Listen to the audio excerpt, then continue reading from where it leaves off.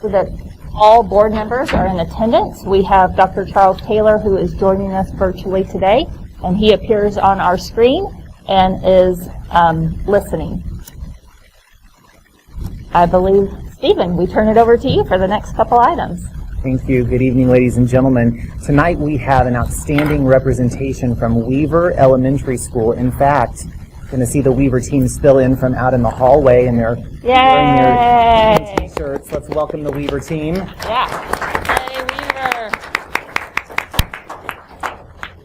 So we'll begin tonight by introducing three brothers from Weaver Elementary School, and they will lead our Pledge of Allegiance. I would like to welcome Caleb, Noah, and Gideon Holloway. Boys, would you please come forward?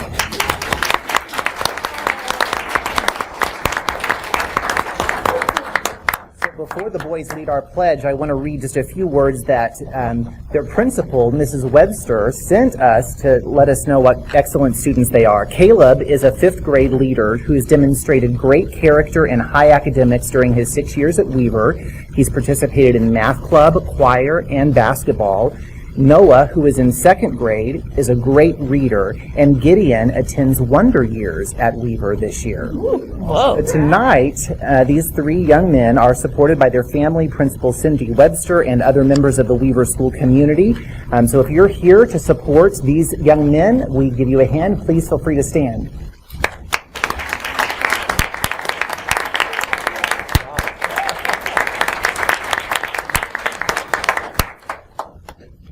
All right, whenever you're ready, you may lead us in the Pledge of Allegiance. Allegiance to the flag of the United States of America and to the republic for which it stands, one nation, under God, indivisible, with liberty and justice for all. That was awesome. Awesome. Let me get our picture together, okay? Caleb, Noah, Gideon. Hey, I'm going to come right over here. Right here. I'm going to need a reminder. Thank you.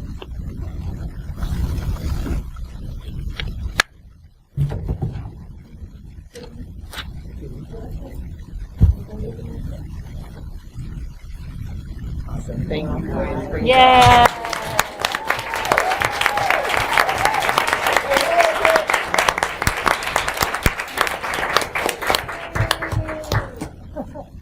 So now we will continue with our honoring excellence for this evening, and we have distinguished principals that are among us tonight. We have the honor of recognizing three of our principals, Mrs. Cindy Webster, Mrs. Jessica Wagner, and Mrs. Katie Knapp. Would you please come forward?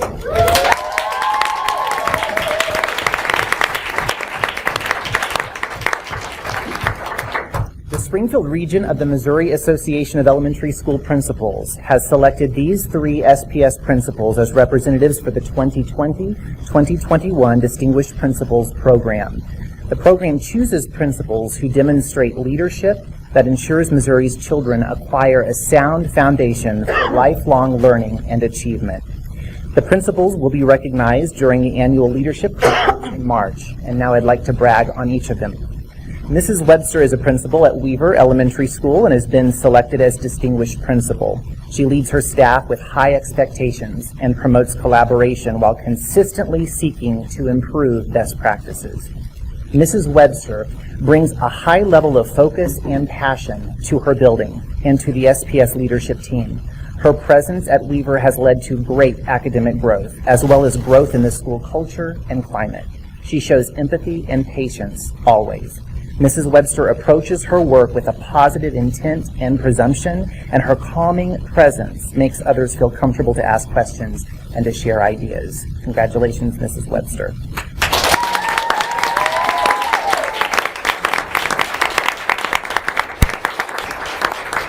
Mrs. Wagner is principal at Sequiota Elementary School and has been selected as exemplary new principal. Mrs. Wagner is determined and focused with doing what is best for our students, and she works hard to create high expectations for herself and her staff, and she is a positive and authentic leader within our system. Mrs. Wagner treats people with respect and is always supportive of her colleagues. Congratulations.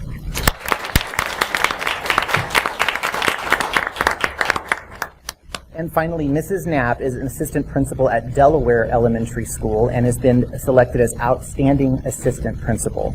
She demonstrates strong leadership, professionalism, and relationship building skills. Every day she strives for greatness. She is warm, welcoming, and supportive of her colleagues and always looks for ways to support them. Congratulations to you all.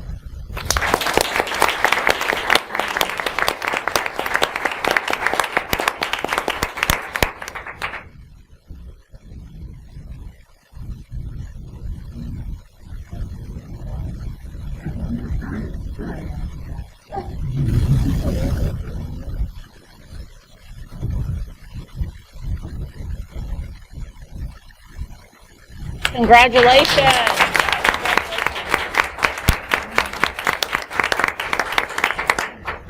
Now we'll continue with our Building Up recognition. As you know, each month, principals and department leaders recognize individuals who personify the Building Up philosophy within SPS. From these outstanding employees, we choose one to highlight at each board meeting. Tonight's Building Up video shares the story of Mrs. Callie Schaefer and how she is making a positive impact on students at Weaver Elementary.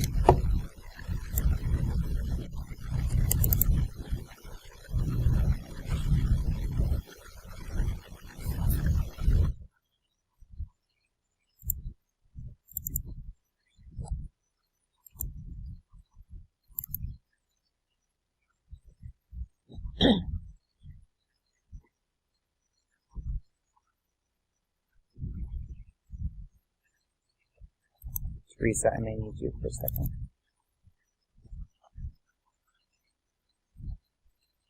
There we go. My name is Callie Schaefer, and I teach first grade here at Weaver Elementary. It's really important for students to be able to read and write because it really helps them build confidence in themselves. And being that person who kind of can help coach their ideas is just something that I really love to do.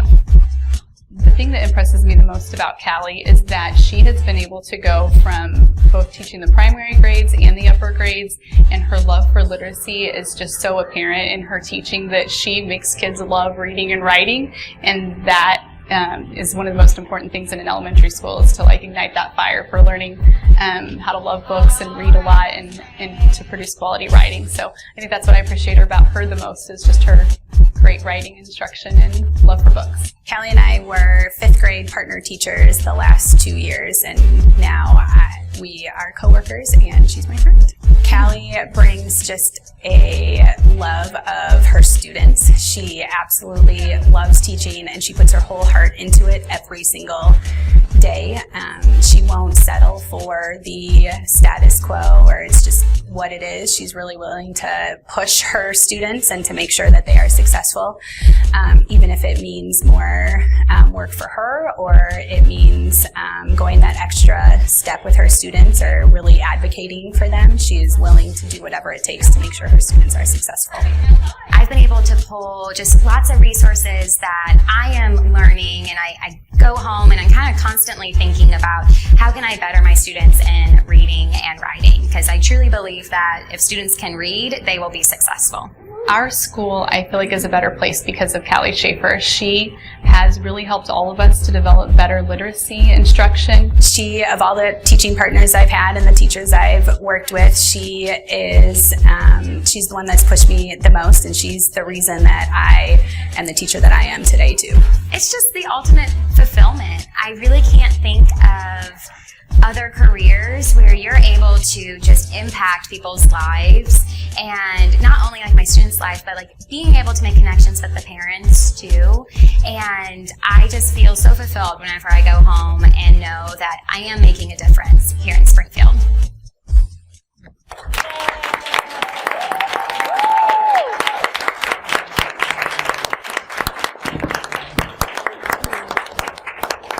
Mrs. Schaefer will come forward and we'll present her with a Building Up lanyard pin.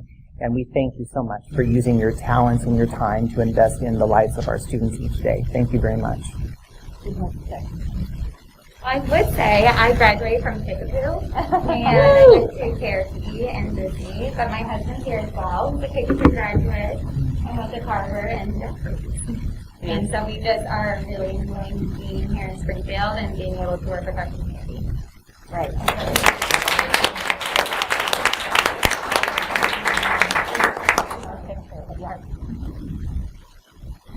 You can tell her.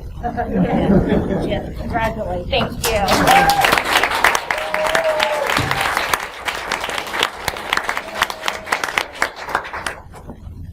Weavered up tonight. That's right. You guys should have told us it was green night. And that concludes Honoring Excellence. Thank you. Yes, thank you, Stephen. And I'll just say, it's always wonderful to have the support of your school here cheering both the teacher and the students on. So good job, Weaver, cheering on your people.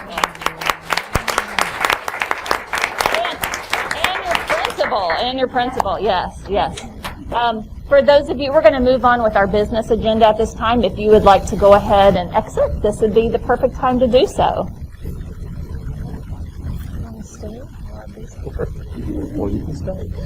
Perfect. Or they can stay in our business. Our next agenda item is to approve the agenda.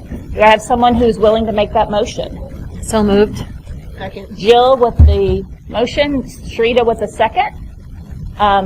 All of us who are inside the building are going to vote electronically. And Charles, I'll call for your vote. Thumbs up. Got an aye.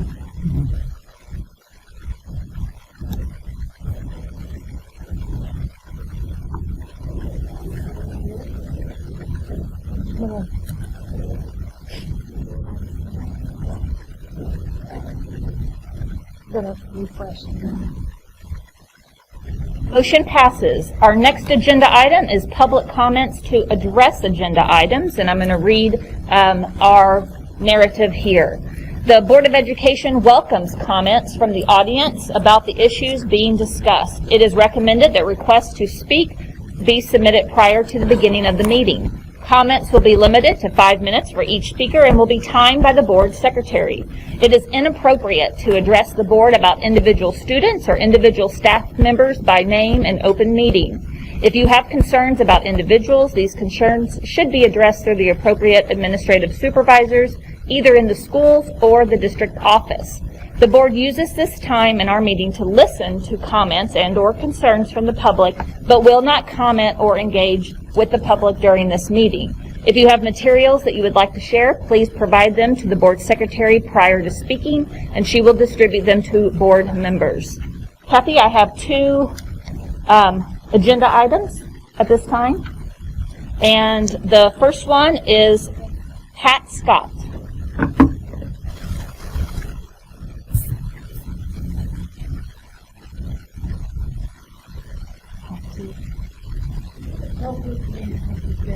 Once you get to the, that's right, yes. First, Good evening, Pat. I'm sorry. Good evening. Thank you. I appreciate your letting me take this time to make a few comments. I'm not for sure what your agenda is tonight, but as the board, you know, I've spoken with you several times. I know one of your big jobs now is looking for a superintendent replacement. And I absolutely don't know what to say about this other than I hope you use, and I know you will, your best judgment. We're going to have, what, 3 new board members, perhaps, 2 or 3. And there's so many issues facing this district, not only the COVID, but the things that I've addressed in the past. But is it possible that you would decide to select a new superintendent or to wait for the new board? I don't know. If you are the only ones, you know the problems with the district. And a new board member coming on is going to be overwhelmed to a degree. But I would like to see, I guess you're in the selection process, and I would really like to see someone take on the job that's willing to take it on to correct some of the problems. Pay them whatever you need to get them here. And then perhaps give them a bonus when we see some results, not just a continuation of extending contracts and increasing pay without results. I'm still as concerned as ever with the low test scores that we have in the state of Missouri. The fact our teachers have low morale. We have wonderful teachers. Oh, Weaver, if they did a They're doing a wonderful job. But I still think it's a morale issue. Some of you don't believe that, but it is a morale issue in this district. We still don't have a principal for our flagship school, Central. Still have 2 retirees sharing that job. We've lost chief education officers. So it's difficult to hire. It appears it's difficult to hire somebody in this district. So I don't know where you are on your search for a superintendent. And I don't know what I would say other than I know you'll try to do the right thing, but what is the right thing with so many board members leaving and at this crucial time with the district? So that's all I really wanted to say. I appreciate you taking the time to do it. I still have as much concern as ever with the pandemic, that's changed everything, and there's no point in repeating all the concerns that we all have. So thank you very much. Thank you, Pat. Our next speaker on agenda items is Miles Pearson.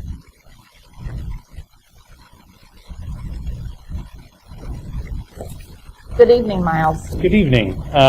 Thank you all for having me again. I've spoken here a couple times. See familiar faces, new board members.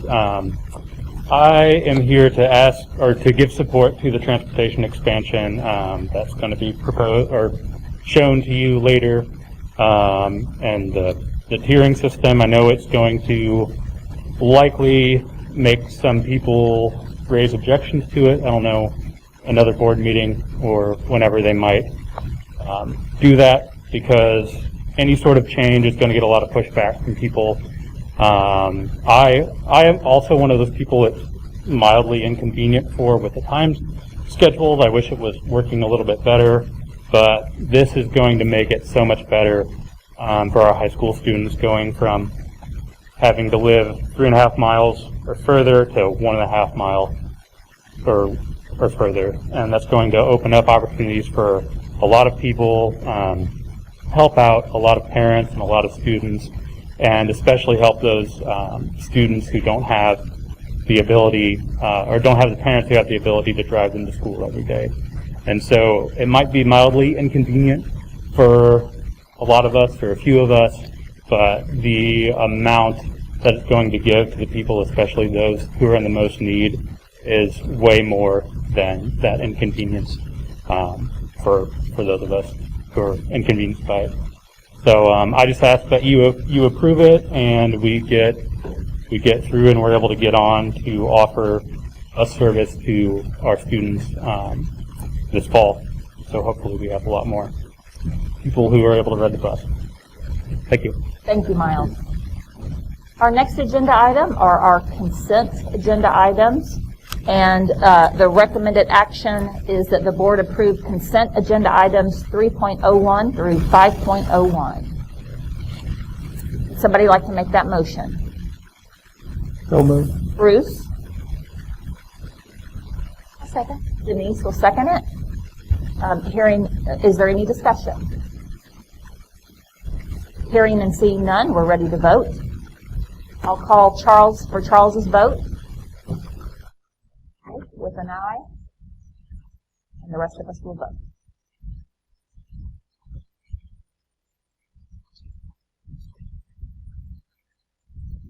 Motion passes. Our next agenda item is our treasurer's report, and that brings Carol Embry up to the podium. Good evening, Carol.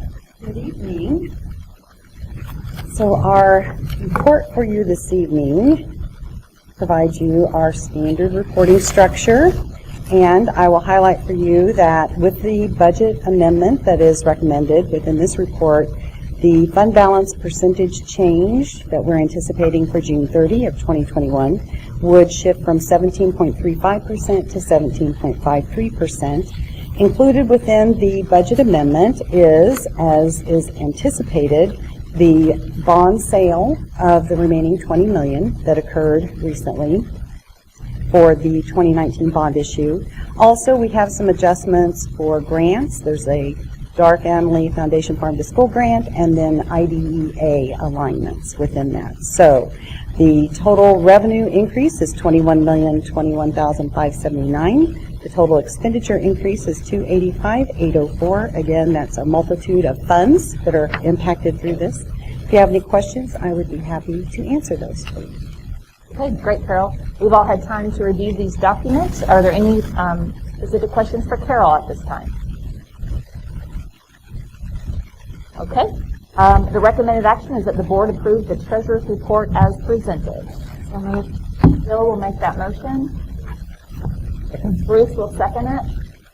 Is there any discussion? Seeing none, we're ready to vote.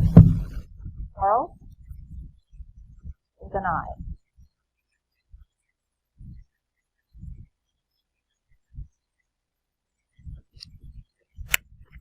Motion passes. Our next agenda item is information reports, and there are no information reports tonight. That leads us to our board policy agenda item, and there are no board policies. And that leads us to new business, which is Missouri Capital Asset Advantage Treasury Resolution. And Carol, you will provide us details on that. So I've included in the board posting information relative to board policy DFA2 with regard to investment and use of surplus funds and the expectation of that. And I want you to understand that in addition to investing with Commerce Bank and other opportunities that are provided to us, we currently invest about 50% of our liquid funds with MOSIP, and so that's a delegated authority.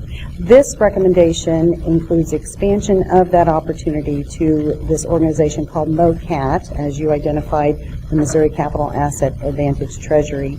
So it would be another pooled investment structure, much like MOSIP, and it has been in existence for a number of years, 35 years in public sector, serving 3,200 public entities in 14 states.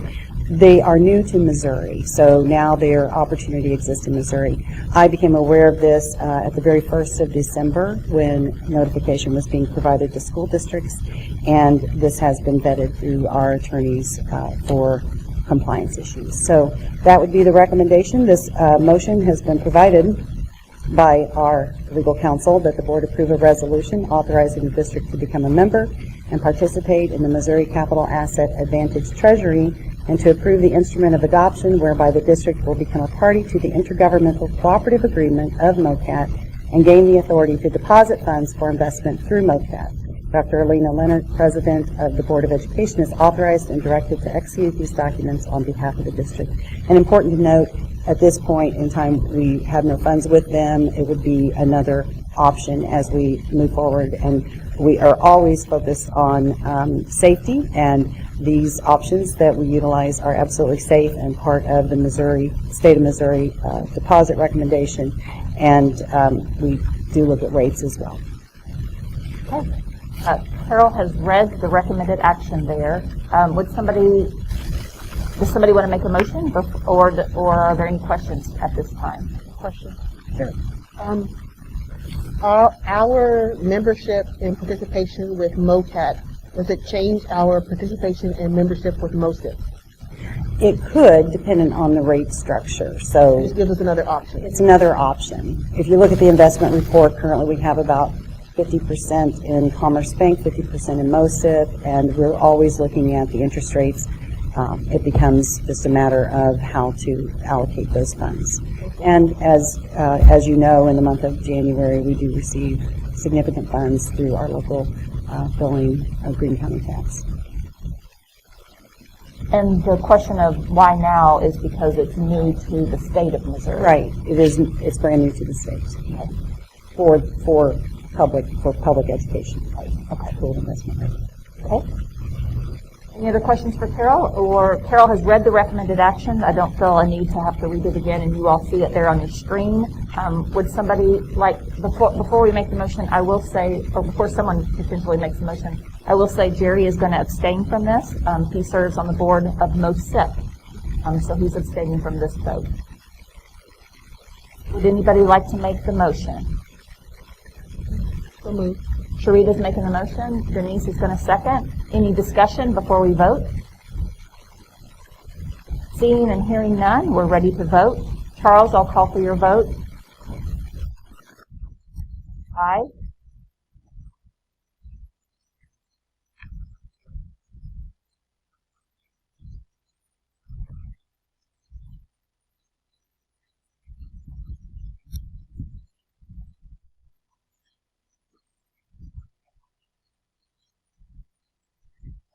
Motion passes. Thank you, Carol. Our next agenda item is McBride Playground Easement, and that brings Travis to the podium. Good evening, Travis.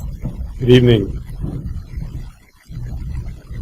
So as you may recall, the construction of the McBride playground was a result of a great deal of funds through Department of Natural Resources. And so due to the perpetuity requirements in the Land and Water Conservation Fund Act, districts must record a deed clause or notice of grant agreement with the Recorder's Office indicating that the land identified within this boundary remains in public outdoor recreation use in perpetuity and cannot be converted to any other use. This easement of stewardship is needed to legally protect the playground under this act. Also, as noted in the motion, there is an Exhibit A that is missing. That will be completed as soon as we have the survey. That work is underway, and so once that's completed, then the agreement can be fully executed at that time. But we are asking for board approval for the easement this evening so that we can finalize that process. This is it's my understanding this is standard operating procedure. Standard operating procedure. All easements require board action, and due to the funding that was provided through this grant through the Department of Natural Resources, this is a requirement that this gets recorded with the county. Okay, thank you. Yes, Rita, yes. Just to be clear, so what this is saying is that we are agreeing to maintain the land for playground usage with whatever construction happens around the school. That's correct. For the life of the playground, it's deemed that that's the only appropriate use that it can be used for. Good question. Okay. Travis, would you like to read the recommended action? Certainly. That the board approve a motion to authorize and approve a declaration of dedication of the playground area at McBride Elementary to use in perpetuity for outdoor recreational uses. The survey of the dedicated area will be completed at a later date, and approval by administration will be attached to the declaration as Exhibit A. Dr. Lena Leonard, President of the Board of Education, is authorized and directed to execute the dedication document on behalf of the district after the survey is completed and approved. Would somebody like to make that motion? Sharita? Is there a second?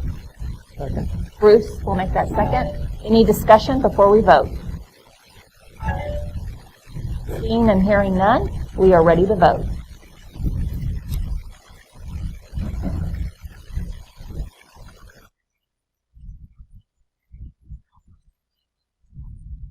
Motion passes. Our next agenda item is temporary construction easement, City of Springfield. Travis. Yes, excuse me. The City of Springfield is requesting a temporary construction easement to perform street and stormwater drain improvements at the south entrance of Harrison Stadium.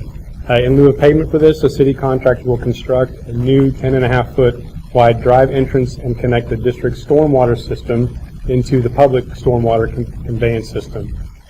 The temporary construction easement is approximately 200 square feet. The reason for this is in order to do the work that they need to make the improvements on Central Street, they need to access our property, and by doing so, they're going to allow our stormwater to go into the new updated system for the city. And so it's really a win for them, it's a win for us, but in order for them to do that temporarily, they need an approval from our Board of Education to give them that temporary construction easement. Great, thank you for that clarification. Any questions for Travis before he reads the recommended action? All right. Okay. That the board approve a temporary construction easement by the school district to the City of Springfield for street and stormwater drain improvements at the south entrance of Harrison Stadium, and to approve an agreement granting the easement for no cost. Dr. Lena Leonard, President of the Board of Education, is authorized and directed to execute the temporary construction easement and agreement on behalf of the school district. Somebody like to make that motion? So moved. Jill? Is there a second? Second. Sharita will make the second. Any discussion before we vote? Okay, seeing and hearing none, we're ready to vote. Thank you, Travis. Motion passes. Our next agenda item is Next Generation Firewall, and I believe that brings Carol back to the podium. Yes. So this item and the one following are both recommendations from our Director of Information Technology, Bruce Douglas. The request for proposal was initiated back in October for the firewall solution. The last time that we went through this process was 2016. So it's part of our routine process, and as you know, we are committed to bringing you anything that's $500,000 or greater as a separate agenda item for your consideration. So 2 responses were received. The recommendation is that the board approve the bid for a next generation firewall with Blue Ally Technology Solutions as presented. The fiscal note is $595,022, funded by the Information Technology Capital Projects budget plan for the 21-22 fiscal year. And this will be eligible for E-rate reimbursement. I don't know the amount at this point in time, but that would be something that would be routine process as well. Any questions for Carol? Seeing none, would somebody like to make the motion? Hello. Denise will make that motion. Is there a second? Jill will second it. Any discussion before we vote? Okay, seeing and hearing none, we are ready to vote.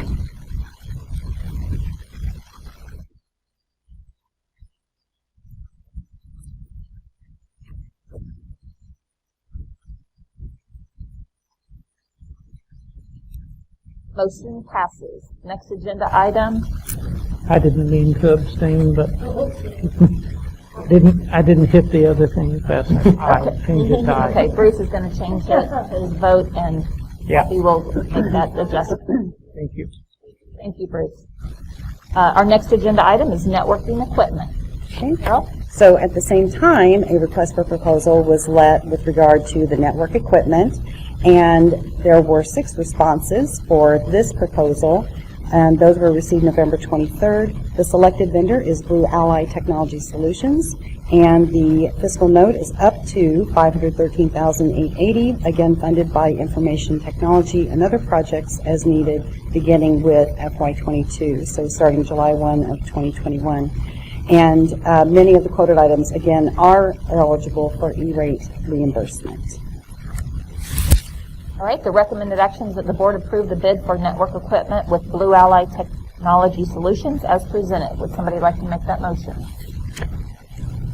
Sharita? Is there a second? Second. Bruce will second that. Any discussion? Seeing none, we're ready to vote. Charles, with an aye.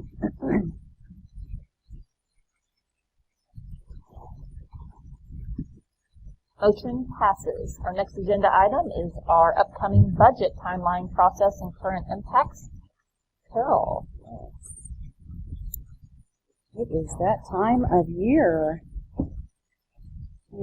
So this evening we will talk about the calendar, the process, our prioritization work, as well as talk about some of the current impacts that we've experienced through COVID-19 relative to revenues and the look ahead on our revenue for next year. We'll also highlight the enrollment impact in the current year that we've experienced, our staffing plan moving forward, and then I'll cover the budget presentation schedule at the very end.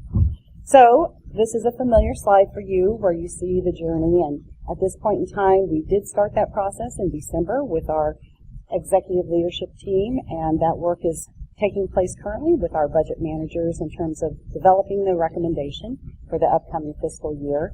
And we will begin that process of providing you information and seeking your feedback as well through the process. Our collective bargaining team work is scheduled between the period January 2021 through June 2021. And as you remember, the legislative session ends in May.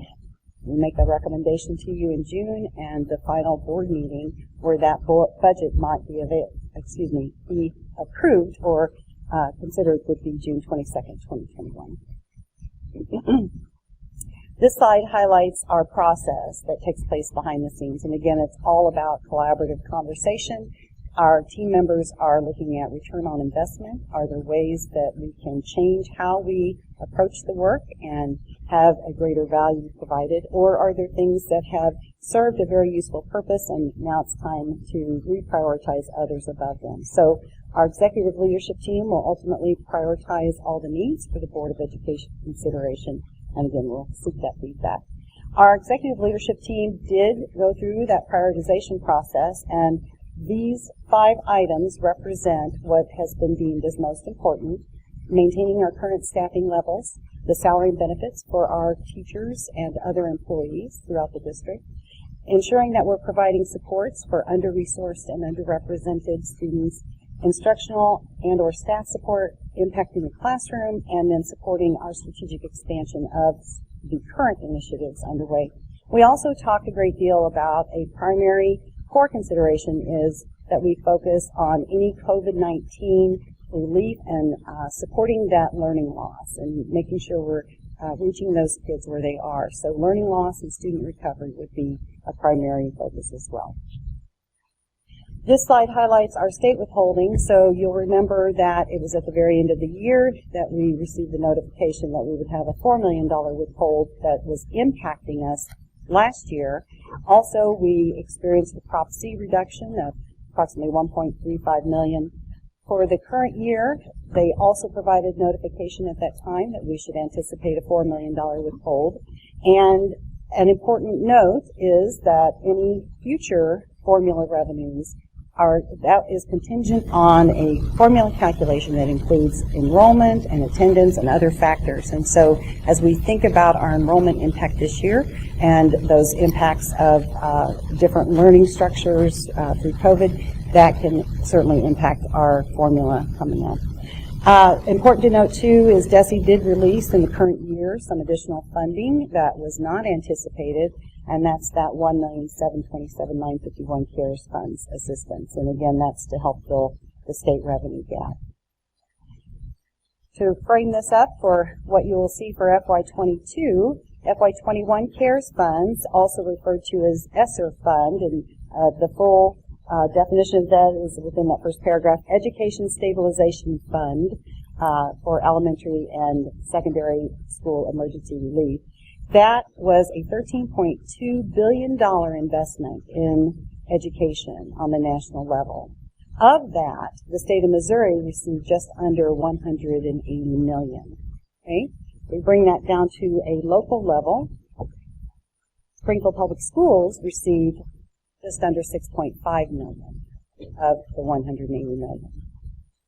We also received, as you know, other funds through other resources, such as Greene County, and the costs could be covered beginning March 13th, 2020, and all the way through September 30th, 2022. So that revenue stream has a vast window of time under which it may be obligated.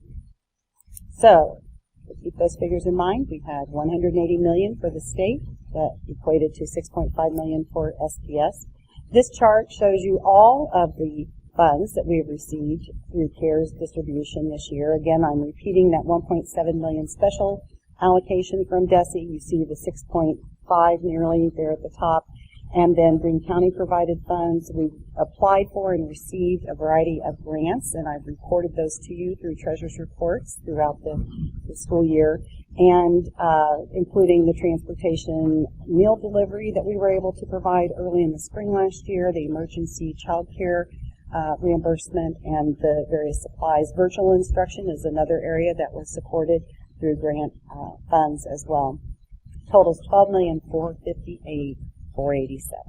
Okay. So that supports primarily digital. The learners, we're providing stipends for teachers. So as you well know and understand, with the Return to Learn plan, we had to change our instructional delivery and ensure that we were meeting all of the needs of our student population. And so there are a number of teachers then that are working extra in the evenings, that type of thing, to provide additional supports for kids. And so that is the majority of that.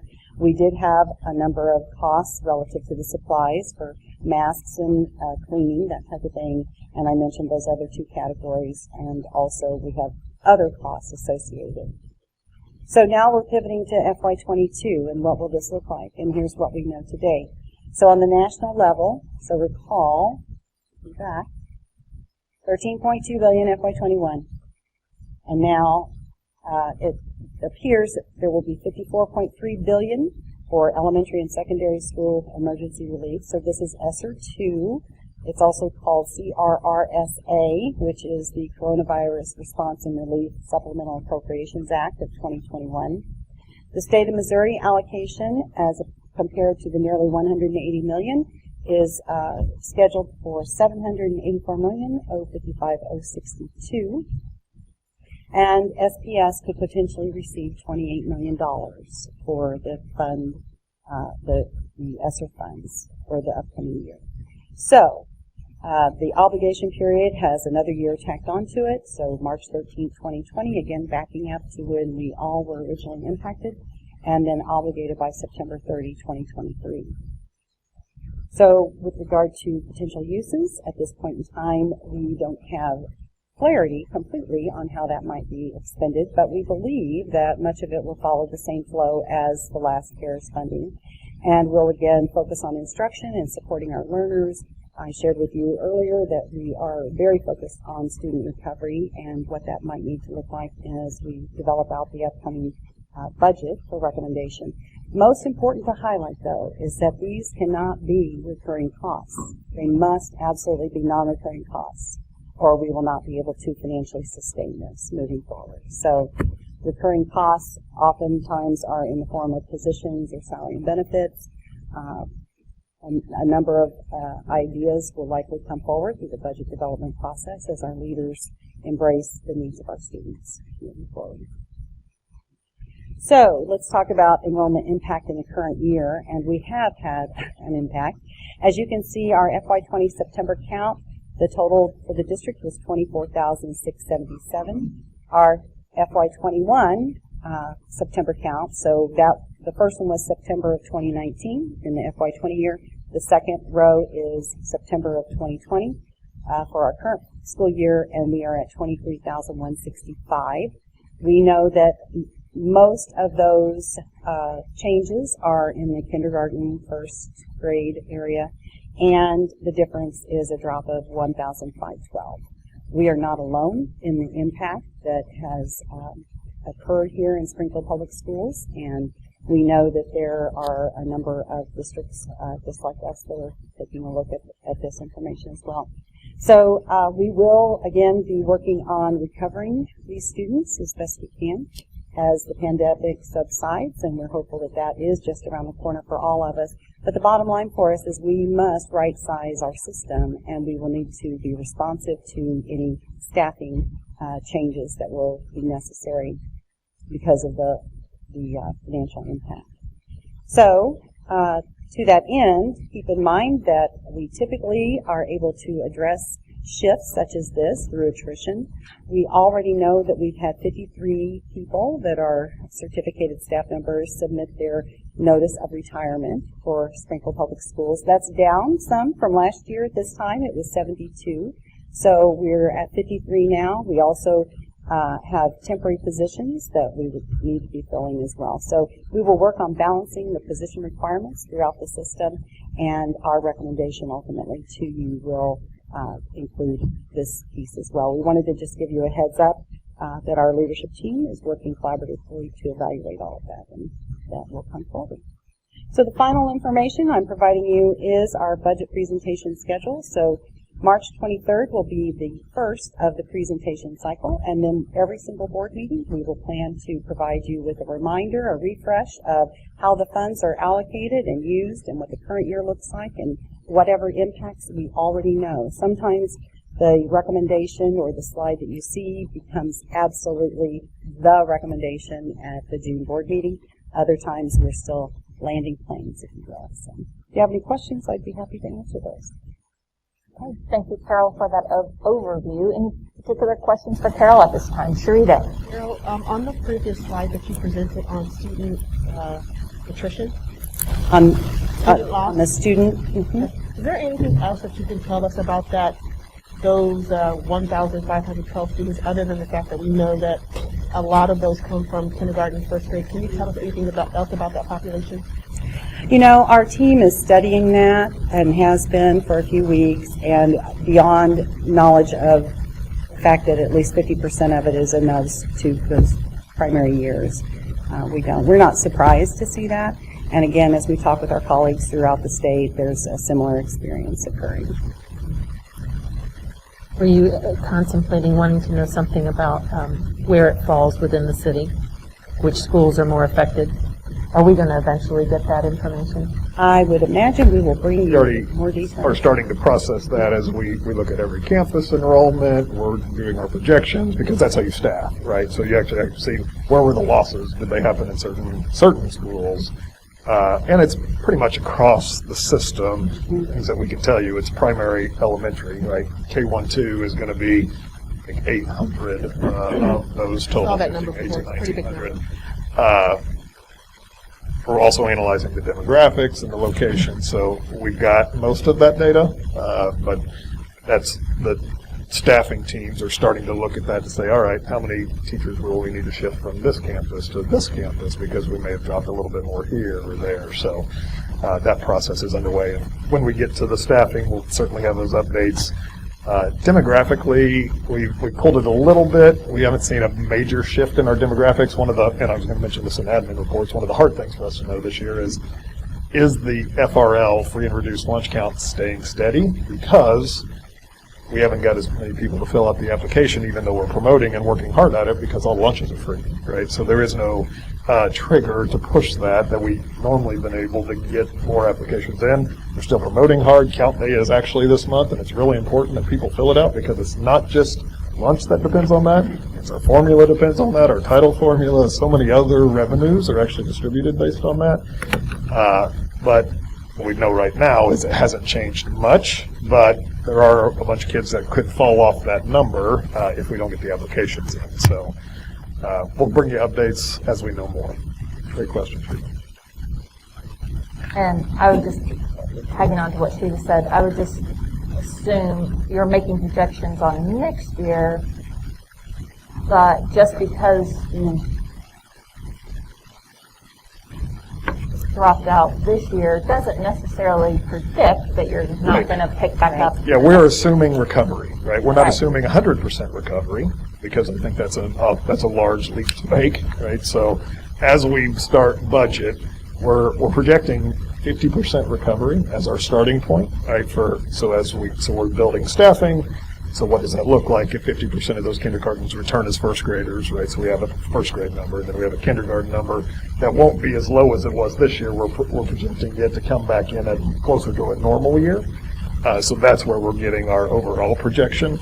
But we certainly can't make the assumption of full recovery of every kid. I think there has to be the reality that we lost some, and it'll take a while to get them back, but we're hoping the majority come back as soon as possible. So. With the number of kids that we have in the preschool program, which is new, do we anticipate a bump and increase in the kindergarten enrollment? Preschool's been the same thing this year, so it's been a lower number, right, because we've had the same structure early on, so we weren't able to fill it to its full rates. So I don't know that we can accurately predict off of that expansion in this year. On a regular year, I would say yes, right? I mean, maybe we can get a better prediction, but this year, I don't think we can use our preschool number as any kind of predictor. So it's going to be a very hard year to project enrollment, right? Yes. For the system, it's been so steady and easy to project, right? For 20 years, it's been within 1%, really, every year. This is not that year. COVID has thrown us for a loop, so we saw this 5+% drop. Now we're going to have to assume, hopefully, 2 to 3% gain, and then if that doesn't recover, then you have to adjust again the following year, right? Now, the good news is the formula allows for, right, some instability, right, because it allows you to run prior years. So Missouri's incredibly blessed to have a formula that allows you to ease the drop. Other states are acting on current live enrollment being cut this year, right? And we're so fortunate that we're not in a state that does that. So, but we will need to right size some things, right, going into next year. Right, thank you guys. I just have one. Denise? I just wanted to thank you and comment a little bit on slide 13. And that you made it very clear that I think we'll have some folks, and maybe I've already heard a little bit from a few, on helping us to spend the funds. And so I think it's real, and I'm really, I appreciate you making the point that for those that would like to help us spend the monies by hiring additional staff, that's something we have to be very cautious. While we would love to, these are non-reoccurring expenditures, so we wouldn't want to hire some additional folks and then in a year or two say, and now your job is gone because the money's no longer there. So I know that's a really tricky thing to do, to spend the money effectively and efficiently. However, knowing that this is good. So I think that's one thing we may need to be mindful of when they help us spend that money. Any positions would certainly have a strategic, thoughtful process, and with full knowledge of the duration. I think one of those is student recovery, right? One of the biggest needs we have. So if we needed to hire a small team, but it's going to be a 2-year project of getting out into neighborhoods, helping find students that have been disconnected.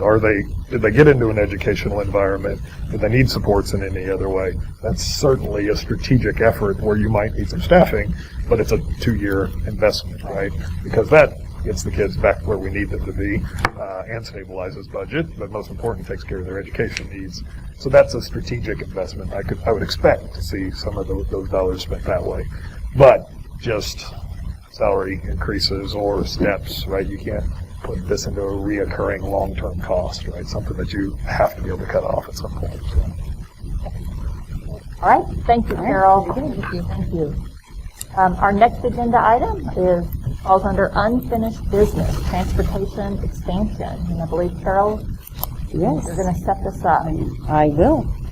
So, as you know, on board docs for public consumption, and certainly to help remind you of our process, I did post the detailed timeline of activity, reminding everyone that we let the request for proposal for a transportation analysis back August 28th, 2019. So this recommendation actually would impact the upcoming school year, so it will have been a 2-year process before a change might be effected after you consider this. So I'll remind you again, just like those other new business items, this is a $500,000 or greater expenditure, and so we bring these items to you as separate agenda items for your consideration.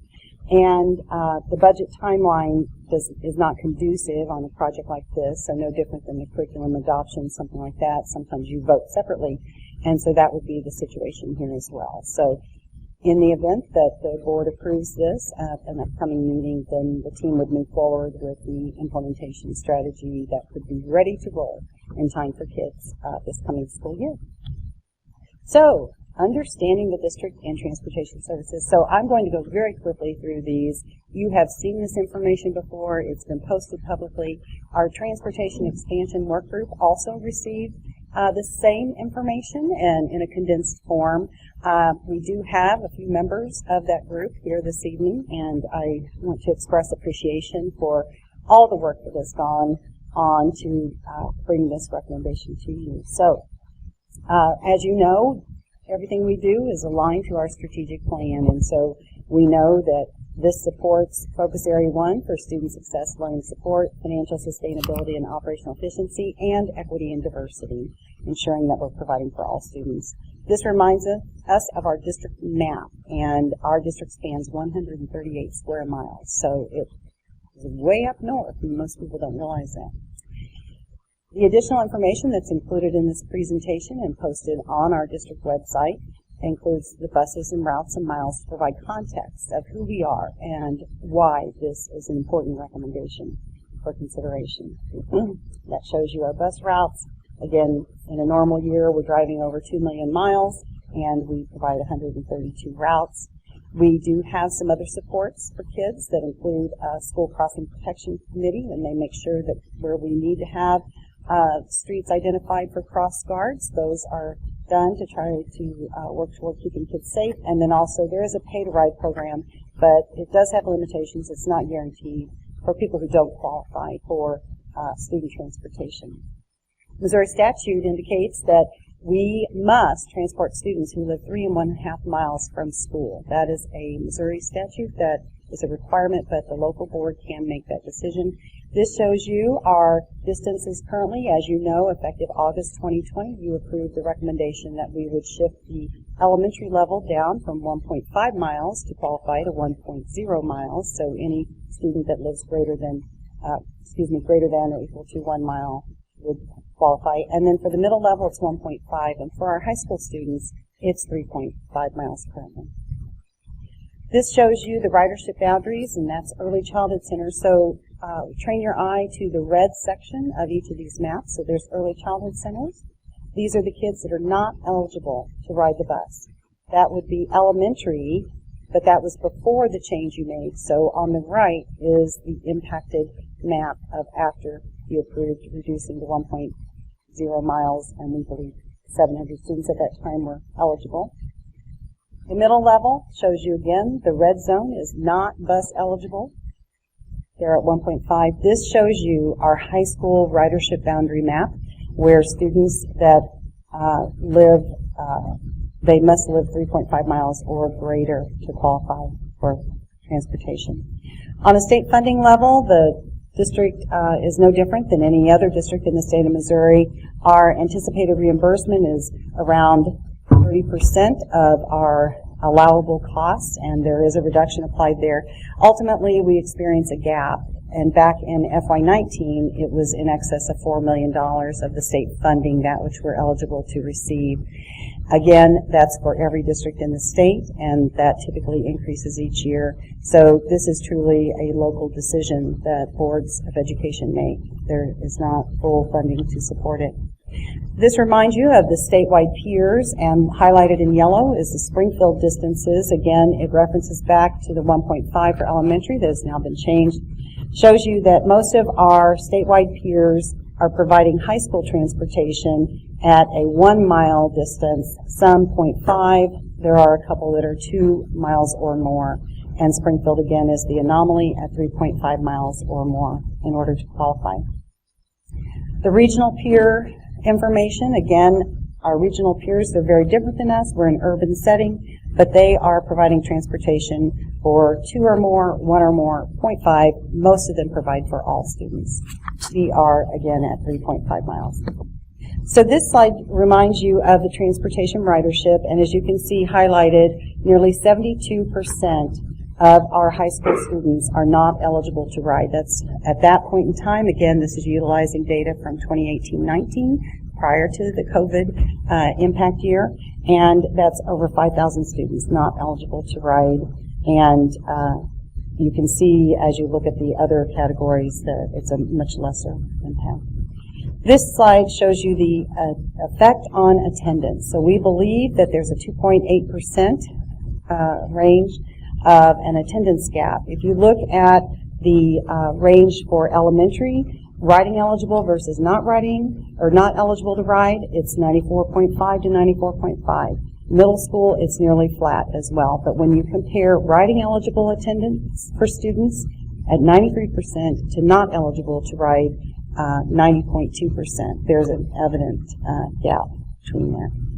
This shows you our attendance gap between full and free pay students. So we do believe that this is also relative to our under-resourced students. So you can see that if they're riding eligible, the gap of attendance full to free, it's 5.3%. But if not riding eligible, the attendance gap is 7.4%, impacting those students to a higher level. So the Transpar team reported to you January 21, 2020, and there is a link within the report that's posted on the website for anyone to view that video. And this is some of the information that they provided you. Number one, moving high school boundaries from 1.5 to 3.5 miles would cost up to $3.7 million. The magnet programming, again, providing for students to have the ability to access the schools, would be an estimate of $1.7 million. So the two combined would cost between $3.96 million and $5.41 million if we make no other changes to the tier structure. This is the slide where they showed us the current system and the number of routes and buses that would be necessary as compared to two options. One where middle school would be first, high school second, and elementary last. For the most part, we've had extensive conversations within the work group that those aren't pure tier structures. They can't be because of the number of schools that we have, much like they aren't now. And that would be, carry a price point of $848,716 to $1,028,698, the same price point for the structure for high school first, elementary second, and middle school last. So again, but for adding a tier, the cost would be up to $5.4 million to effect the change needed. We did ask for some additional scenarios after we provided that information during a board meeting, and you can see the yellow highlight above the first.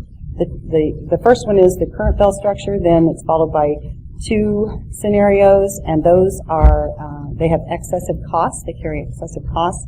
And then the last 2 really can't come to fruition because in most situations, students would repeatedly be late to school because the buses simply can't make the connection. So while it seems doable without adding significant costs, it can't happen. We knew when we first brought this information to you that we needed to form that work group and ensure that we had parents and employees and partners, our before and after school support as well, and student representation for the Transportation Expansion Work Group, and we did do that. And so this shows you the project timeline. Again, through our strategic project development of needs, we let the RFP August 2019, and we've journeyed forward to the point where it was during October through January that our Transportation Expansion Work Group met, and those meetings occurred twice a month for a few hours each time. And that brings us now to this point. The last meeting of that work group was January 12th, where a report was provided. I should also acknowledge that 3 of our board members served on that committee. As you well know, Dr. Frederick, Dr. Sharita Thomas-Tate, and also Dr. Charles Taylor. So, administration formed that work group. This was the charge that this work group would come together for the purpose of making a recommendation to administration to provide a 3-tier system and increase student ridership. The committee was comprised of 32 representatives, and Dr. Brett Range, an SPS leader, and Mr. A. McGull, a community member, did facilitate those meetings, and we have them in the audience this evening, as well as a few of those work group members. The primary goal, again, was to expand student access for students in grades 9 through 12, and also magnet program access while limiting the financial demand on the system. So this was the specific charge that also provided for deliverables that the work group would meet in providing their report. And again, the report and all of that information is posted not only on our district website, but on this board docs agenda for this evening.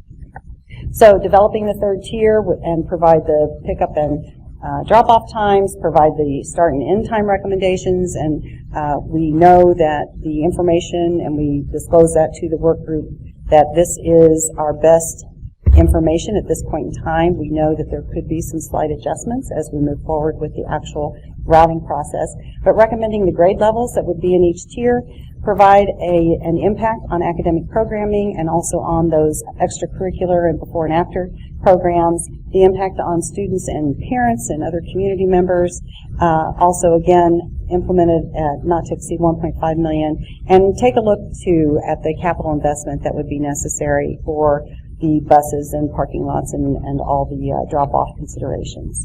So, and a recommendation on the implementation and communication. So this again highlights some of the information that the work group provided. The recommendation specifically provided from the work group on January 12th indicates that they recommend the addition of a tier structure where high schools and selected elementary schools are in the 1st tier. The elementary schools and other specialized programs would be in the 2nd tier, and middle schools would be in the 3rd tier. That's a link to all of the information that has been posted on the district website. And these are the compelling facts that were included within the report, and much of this was, provided by administration for their benefit, but these have been highlighted. So SPS does have the most restrictive transportation eligibility criteria of all regional and large school district. We've highlighted that this evening. We've got over 3,000 high school students that would be impacted by this, who live between the 1.5 to 3.5 miles. And it's all about safety and equity and attendance and academics, because if we can't get the kids to school, then they can't learn. And if they aren't learning, then they're not performing well in the academic arena. And we know that we have situations where students who are not performing well choose a dropout path, and then they are not set up well for success in their career in life. So we know about the attendance deficit that exists.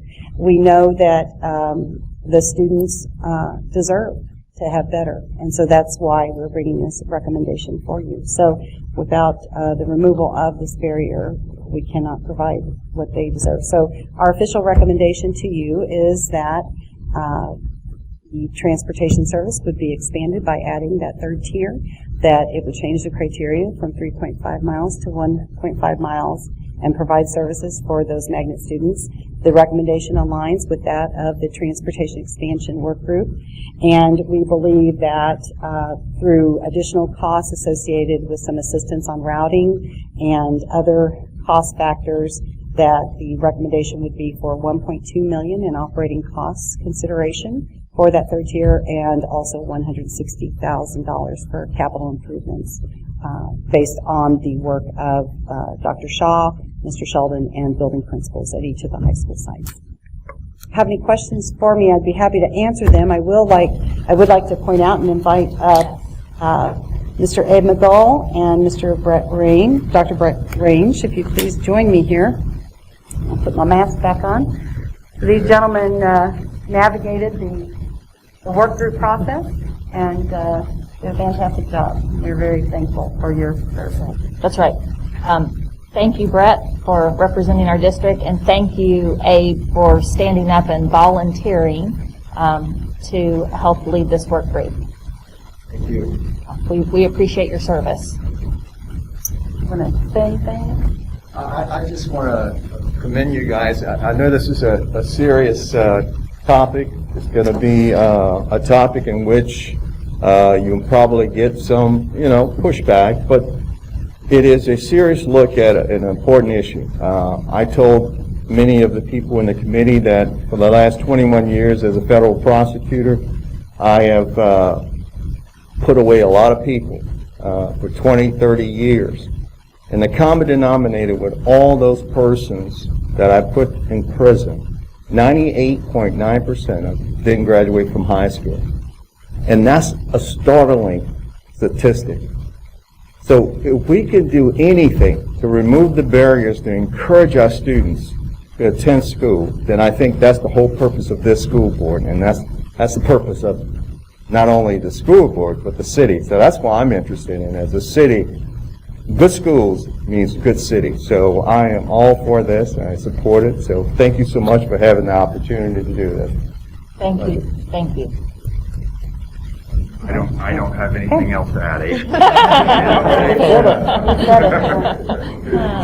So, could you share with those who are maybe here tonight and listening, just remind us the groups that, or the stakeholders that were, you don't have to list all the names, but just who made up the work group? Right. So we obviously did have some SPS administrators, those that had a vested interest in terms of the work impact, and were also able to provide context when we worked in our small group process.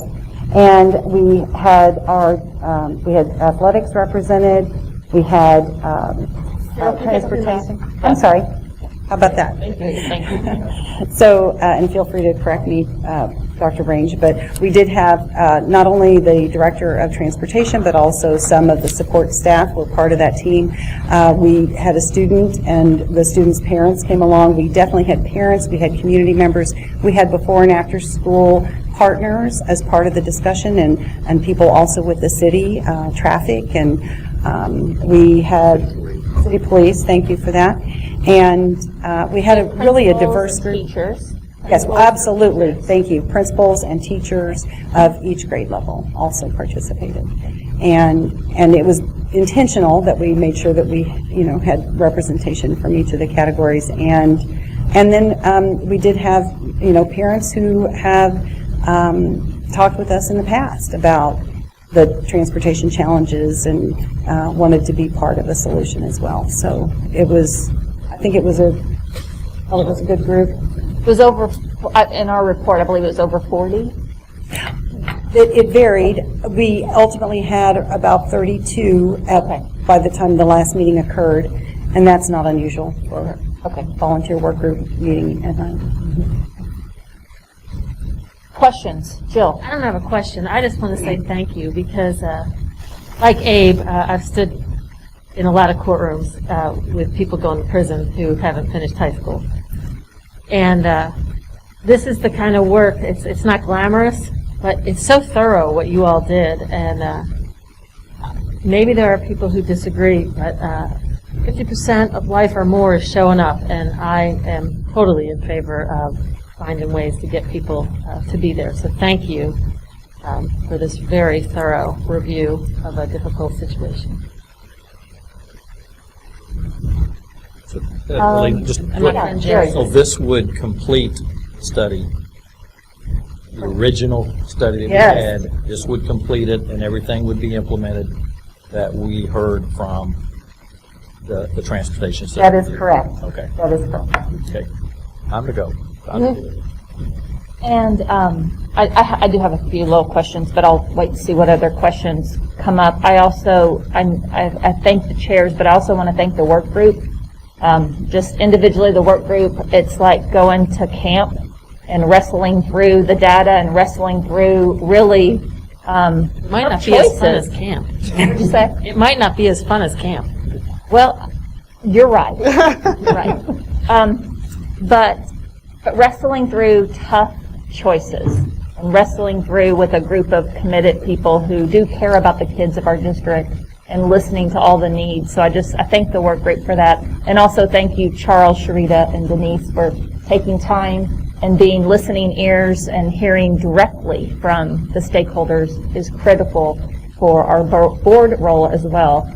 I just have a few questions that I've been hearing, so I'm just going to throw them to you unless there's any more. I wanted us to make a statement real quick. Absolutely. Just like with the reentry plan, I anticipate that there will be those who support and those who don't support this particular action. It's become very evident that we have a very divided world that we live in, and I just want to remind all of the people of Springfield that there is a bigger picture, and I encourage folks to try to take a look at the bigger picture before making up their minds. Thank you. And I'll just make a quick comment while I'm still on time.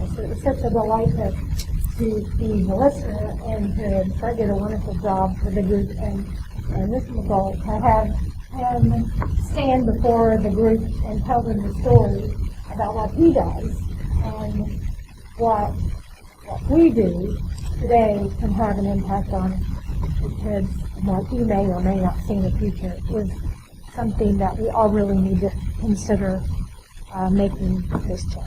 So I appreciate your time being there and standing before the group, and you have such good things for everyone to think about what this means, like Sharita said, the big picture, and not just what inconvenience it will be what's going to be for many students. So thank you for your time. Thank you, Fred. Just a few questions that I'm sure a lot of us are hearing from parents and from community members, and likely it's things that you've wrestled through over the last few months, but I just want to publicly ask some of these questions. You know, when parents have shared some concerns about activity time for sports or activity time for further development in the afternoon and the tier changing, you know, in terms of a later end date and impacting some of that. What did your work group discuss, and how did you all look at that, and any insight you could share about that? Any comment there? Yep, go ahead. Great question, and of course that did come up. So, you know, with the proposal that we have coming forward, where middle schools are last, we actually think that will be easier for that group, because right now they get out of school and there's a little bit of a break time before the activities start. So we feel like that's a better option for them to be able to go right into activity.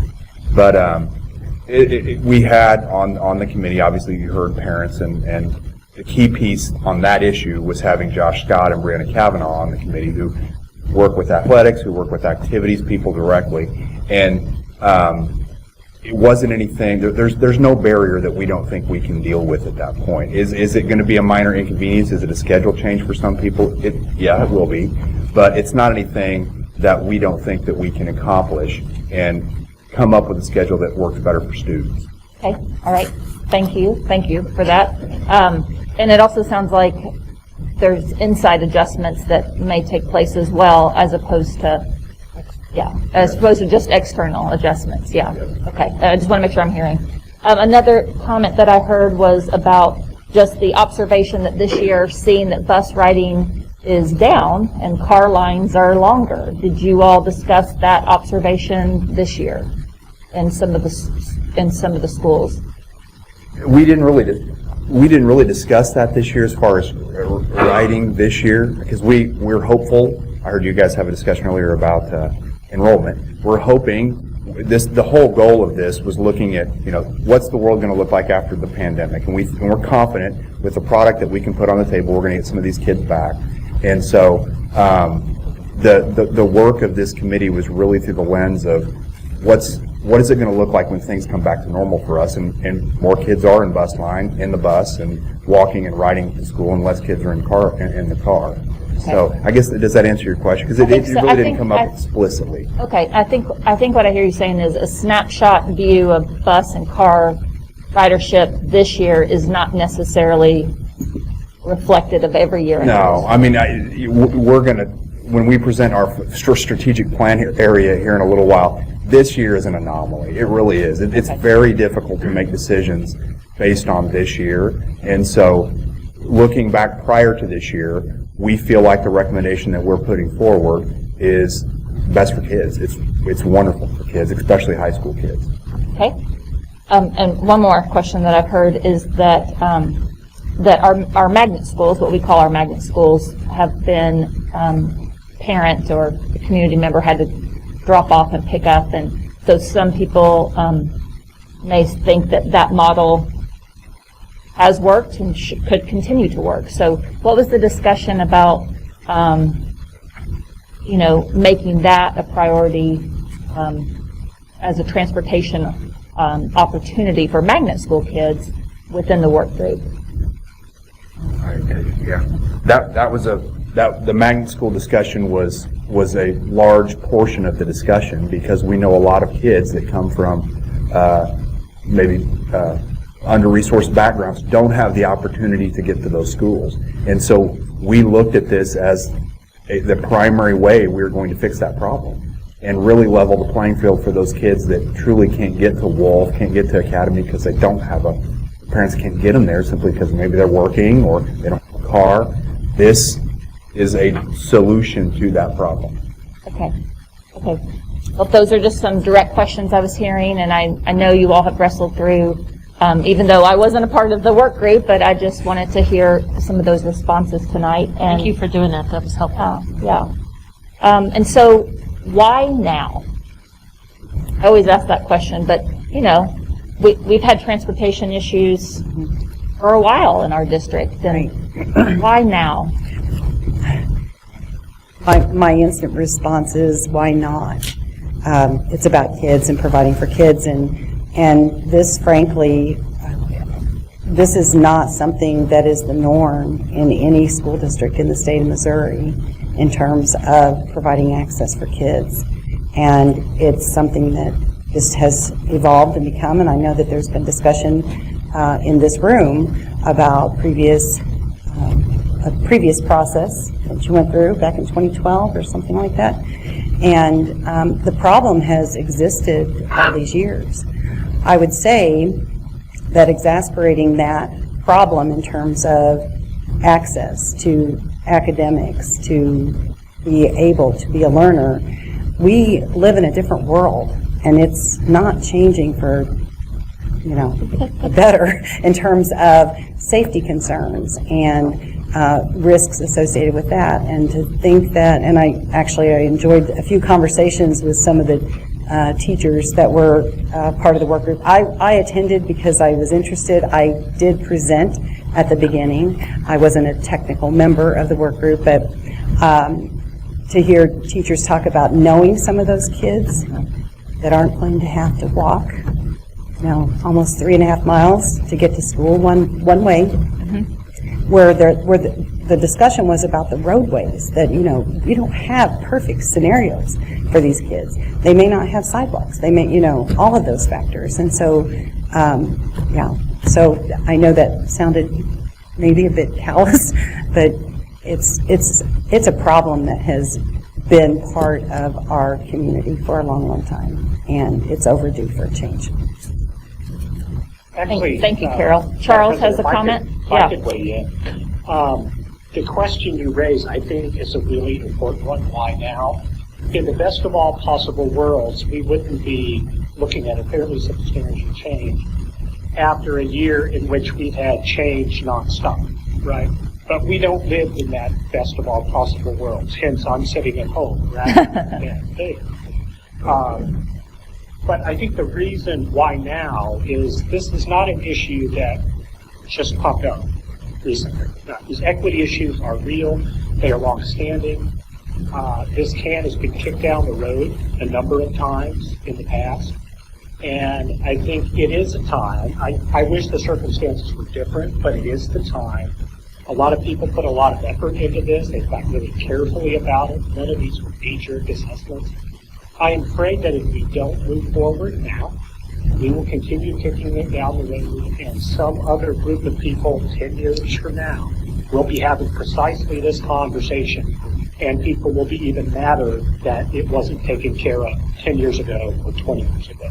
I think it is time. Thank you, Charles. We could hear you. Thank you. Can I make a, I think. Well, I was going to say kind of what Charles said. I mean, this is the third time, I know Bruce and I have been through this, is the third time we've talked about this. And it's, whether you've got a good time or bad, it's time to do something. Because I think back, as we've started all these magnet programs, choice programs, I think we erred a little bit when we put them together with not looking through the lens of opportunity. I think maybe we were naive when we started it and said, build it and they'll come. Well, that didn't pan out. And I think maybe we, I was involved in decisions, so I'm going to take blame for it as more as anybody. We didn't look at it through the lens of equity, through opportunity, through them being available to experience those things. And I think that's something that that was a mistake. I don't know, mistake's too strong, but it was something we should have considered when we started these programs. And so your answer was the best. Why not?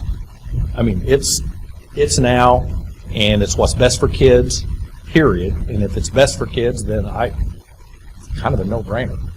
And so it's time. I mean, we've talked about it way too much over the years, and didn't do it for whatever reason. And I know most of the reasons out there, but I think you do it for the right reason, and that's what's best for kids. And long term. And so I don't know. It's just, I mean, I was ready to go a year ago, but I could afford it a year ago. But it's time. It's time to get it behind us and not have it be an issue anymore. Thanks, Jerry. Sharita? Springfield likes to tout that we're the biggest school district in the state, yet we're functioning way below where we should be functioning. We're functioning in a way that worked for Springfield 10, 20 years ago. We should have made this change a long time ago. And so it worked for those who it has been working for, but it has not for a very long time not worked for a whole lot of people too. It's a huge equity issue to approve this transportation expansion. And one of the biggest things that I have been concerned about since before getting on the school board was the magnet program and their lack of access for so many students who should be a part of those programs but don't have access because they lack transportation. This is a huge equity issue. Thank you, Sharita. Abe, I see. Yeah, the only thing I would add to, from a selfish standpoint and a city standpoint, if you look at it this way, going to a 3-tier system, there's a chance you're reducing the amount of school buses during rush hour when people are trying to get to work, and also reducing the size when they try to get home. So that's a benefit to a lot of our citizens. Only a city council member would bring that Thought up. about that too. That's right. That's right. Bruce.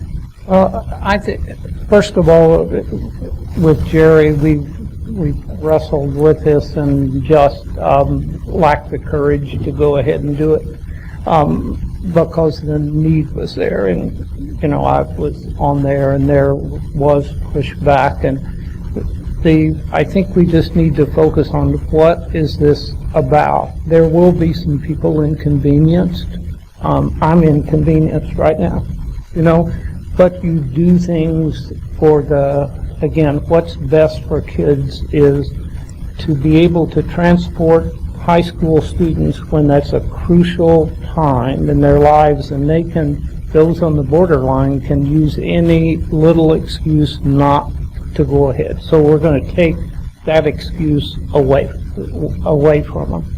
And I agree with Sharita completely on our magnet, and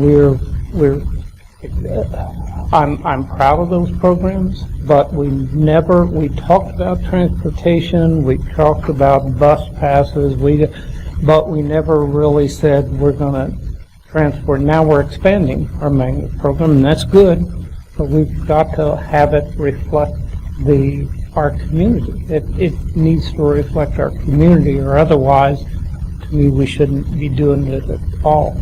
But this doesn't mean that if we start this program, that won't mean it will never change again. People would think, oh, if it's this way, and we've tried to predict everything that's going to happen, but nobody predicted COVID, so we don't know. We really don't know. We know maybe today this is the right thing to do, and a year from now, based on whatever happens, somebody may have to revisit that because some things come up. So it's not a forever change. If it's good for those kids now, then we change and we adapt. And I'm granting courage to the other board members that will be here, that will not back away from that, like boards I was on. I was part of those boards, so I'm looking at myself in the mirror there, and because if we would have incrementally changed this and looked at it every 3 to 5 years, then those changes would not be so bad. So I think for us to go ahead and do the first is good, and then to put it on there to look at it as our community changes, which it will, then it won't be so bad. So I'm in support of starting. This is a starting point, not an end point. One of the things I appreciate about Bruce and Jerry and Denise is that they bring contextual board perspective. And so I do thank you for helping us remember where we've been as a district, and where we've succeeded and where we've missed the mark along the way as well. So thank you three for always bringing that perspective to the conversation. And I'll just also just remind people just that we all as board members understand the function is that the work group made a recommendation to administration. And so that was an administrative function, and that administration is bringing this to us simply for the fact that it is a budget item for next year's budget. So that is what our anticipated vote, if you will be on. Is that correct? That is correct. Okay. Is there a policy change to go? There will be. That is part of it, in addition to the ancillary services and routing. We would have a policy. The adjustment of the policy. Right. Okay, thank you. Yes. Okay. I appreciate So the board is not voting on this plan or this plan or this plan or this plan. It is that decision has been made through the work group of stakeholders. Okay, thank you. Administration section, okay. So when you say it won't be effective until next year, do you mean the next academic year, like it begins in the fall? That's what I believe. Okay. All right, thank you. I appreciate that, because of course I'm ready now. Thank you Not a for very that patient clarifying person, question. but We're not ready to flip that switch. All right, I'm just. Jonathan's ready back there. I see Jonathan. Are you ready to do this? He's revving the bus. Well, then you and I will get started driving. No, this is awesome. Thank you, Jill, for that clarifying question. Any other comments before we move on to our next agenda item? It's his first read, so we would expect a vote in February. Thank you. Thank you. Thank you. Thank you, Carol. Thank you. Give me just a second. Our next agenda item is bond project updates and actions, change orders and agreements. That brings back Travis. Good evening again. You see in front of you the standard report provided for our change orders and agreements. You'll notice the report is quite lengthy since we haven't met since December 8th. A few items just to point out. We are starting work at the 4 storm shelter secure entrances, storm shelter gymnasiums at Field, Man, Twain. You have to, hold on. You've said secure entrances. How long? For 2 years now. That's right. For our storm shelter gymnasiums. And so you'll see that there are items, agreements in place for that work to start our engineering services. You'll also notice a large item for Williams, that is the furniture, fixtures, and equipment for classrooms. I will note that about $70,000 of that total is for the Boys and Girls Club space, which through our agreement will be reimbursed back to us. And you will also see a few we hope to be final change orders for Sunshine and just a few miscellaneous things for Boyd as we work through those projects. So grand total for these change orders is $898,013.83. You'll also see in each of the categories the available contingency funds if they are change orders. We don't show that if they're just an agreement because they are part of our overall budgets. So be happy to answer any questions if you have them. Travis, do you mind giving us an overall update on the completion of Fulbright and Sunshine? So, Fulbright has met substantial completion per the contract. Really, the only outstanding item on Fulbright is they're finishing up the sign out front, which is going to be a combined sign with Carver Middle School and Fulbright. The reason that's taken a little bit of time is we had to get some easements on that. It actually sits on, it's not on the right-of-way, it's actually on private property, which we had those permission things, and so they're probably a week and a half away from finishing that up. All of the storm damage has been completed. We received the funding from insurance on that, and so it's nearly ready to wrap up. Sunshine, we expect substantial completion by the end of this month. That's the deadline that we have in place. And so there will be a couple outstanding items that really we're putting aside from substantial. There's been a delay on the stage curtain based on COVID production. And also there was a change order, a positive change order you noted on here for the graphics. The graphics that they had in place, they started noticing defects through the graphics, not on Sunshine, but on other projects. So they changed to a different vendor, and it was actually less money, but it also has to be, all of the graphics have to be approved and then ordered. And so those are the only two things that we're really looking for outstanding items from that. So, welcome. Okay, seeing no other questions for Travis, I'm going to go ahead and read the recommended action. Is that the board approves the change orders and agreements as presented. Would somebody like to make that motion? Go ahead. Jill can make the motion. Denise will second it. Any discussion before we vote? Seeing and hearing none, we are ready to vote.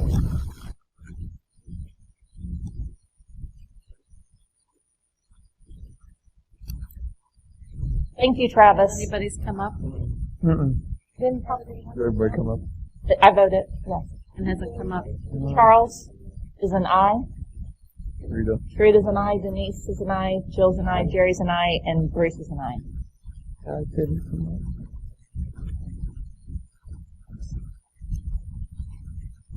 Motion passes. Our next agenda item is strategic update on focus area 1. Oh, I'm so sorry. I got ahead of myself. You guys keep me in line. Thank you so much. Our next agenda item is public comments to address non-agenda items, and I will read our narrative here. The Board of Education will allow comments on topics not related to the printed agenda. Comments will be limited to 3 minutes for each speaker and will be timed by the Board Secretary. It is inappropriate to address the Board about individual students or individual staff members by name in open meeting. If you have concerns about individuals, these concerns should be addressed through the appropriate administrative supervisors, either in the schools or in the district office. The Board uses this time in our meeting to listen to comments and/or concerns from the public, but will not comment or engage with the public during this meeting. If you have materials that you would want to share, please provide them to the Board Secretary prior to speaking, and she will distribute them to the Board members. Kathy, I have one speaker. Is that still correct? Okay. The name is Chris Lebeck? Lebeck. Oh, I was close. Good evening, Chris. Welcome. Good evening. Thank you for your time today. Let me put my goggles on real quick so I can see. That's right. I'm here today in front of the board as a parent of an in-person elementary student, a soon-to-be kindergartner, and most importantly, a spouse of a longtime SPS elementary school teacher. This is my first time speaking before you here at a board meeting. A little history: on August 18th, 2020, this board was presented with the Return to Learn update presentation, and then again on October 6th, 2020, a reopening update presentation. In reviewing those presentations, I hope this board can clean up some confusion that I and other community members have. In looking at the duties of the Board of Education under policy BBA, it appears that the board is tasked with development of policies, rules, and procedures to serve as a guideline for the general management and administrative actions of the district. There's some other things there as well, but what I struggle with as I went through the 2020 calendar year is that the board meeting agenda items, when looking at those, I can't figure out who made the decision as to how to set the in-person versus hybrid learning models. I hope that this board can provide some clarification. The reason why is the following. I hear that SPS is contemplating a 5-day-a-week in-person schedule in February, starting in February for middle and elementary schools. From my perspective as a parent to students and a spouse to an educator, that means increased exposure risk to my family due to increased class sizes and an additional day of learning while removing the deep cleaning and sanitation process that is apparently occurring every Wednesday. If February is when such a change is going to affect, what change have we seen positively with this pandemic? The last public available federal coronavirus task force data suggests that we are still a red county, we are still a red city with high levels of new cases per 100,000 and positivity rates. So with my last minute here, I'm not going to beat the board up. I'm just literally asking the board to consider 4 things. First, educate the public in an open and transparent fashion as to who decides to set the school schedule during this pandemic and what factors, statistics, and information are being utilized. Second, educate the public on what big change or what data supports this change into in-person learning in February, if it is indeed going to happen. And this is the third most important. I'm asking the board to consider, before further expanding in-person learning, to wait until every teacher, staff member, and employee is allowed to be vaccinated before exposing them to this further risk. And finally, although the Families First Coronavirus Response Act provisions expired December 31st with regards to paid leave for those that test positive, that does not prevent this board or administration from ordering or allowing additional paid leave. I'm asking as a parent and a spouse to consider that, because whether we wish to acknowledge it or not, our teachers, our staff, and their families are getting sick from their time at SPS from direct contact with other teachers and staff testing positive. In closing, I'm sorry I'm over time. I do not envy your position today. I hope you consider my 4 points. Most importantly, I hope you consider the safety of your teachers and your staff and provide a better understanding to the public of why these decisions are being made. Thank you. Thank you. Good evening.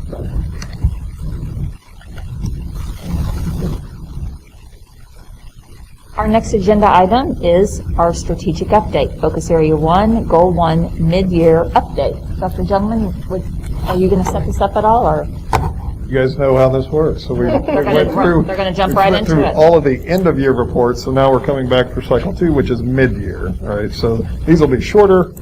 You'll see the slide deck is typically 20 slides or less, as well as the reports are just highlights and next steps, but they really reflect on the first semester, where the previous reports were last year. So this is a mid-year update. So Brett gets us started, and he has a few other team members that will share some info. I do. Good. I told you I'd be back. I was not lying. Not joking. Yeah, so I'm here with the student services team, the folks that I work with, to give you an update on Focus Area 1, Goal 1. And you've seen these before, as Dr. Drummond has said, so we'll go through these quickly on our mid-year. We were here in September with our end of year, which reported on all the work that was accomplished last year. So this summarizes what we've been doing this fall and really up until a lot of the data points cut off about December, some of the priority metrics for last week. So you've already seen this tonight. Carol had this in her presentation. So we're in Focus Area 1, Student Success and Learning Support. And that goal really is about maintaining a safe learning environment for kiddos, and then also supporting their emotional and physical well-being. The 4 strategies that are within that focus area are listed there. My team is here. So when I say my team, Jim's here with me, Jim Farrell, Rhonda Mammon, and Jean Grable. Those are the people that you're going to hear from this evening, along with myself. And it's a great group. And that's the directors that carry out this work that they're going to talk to you about this evening.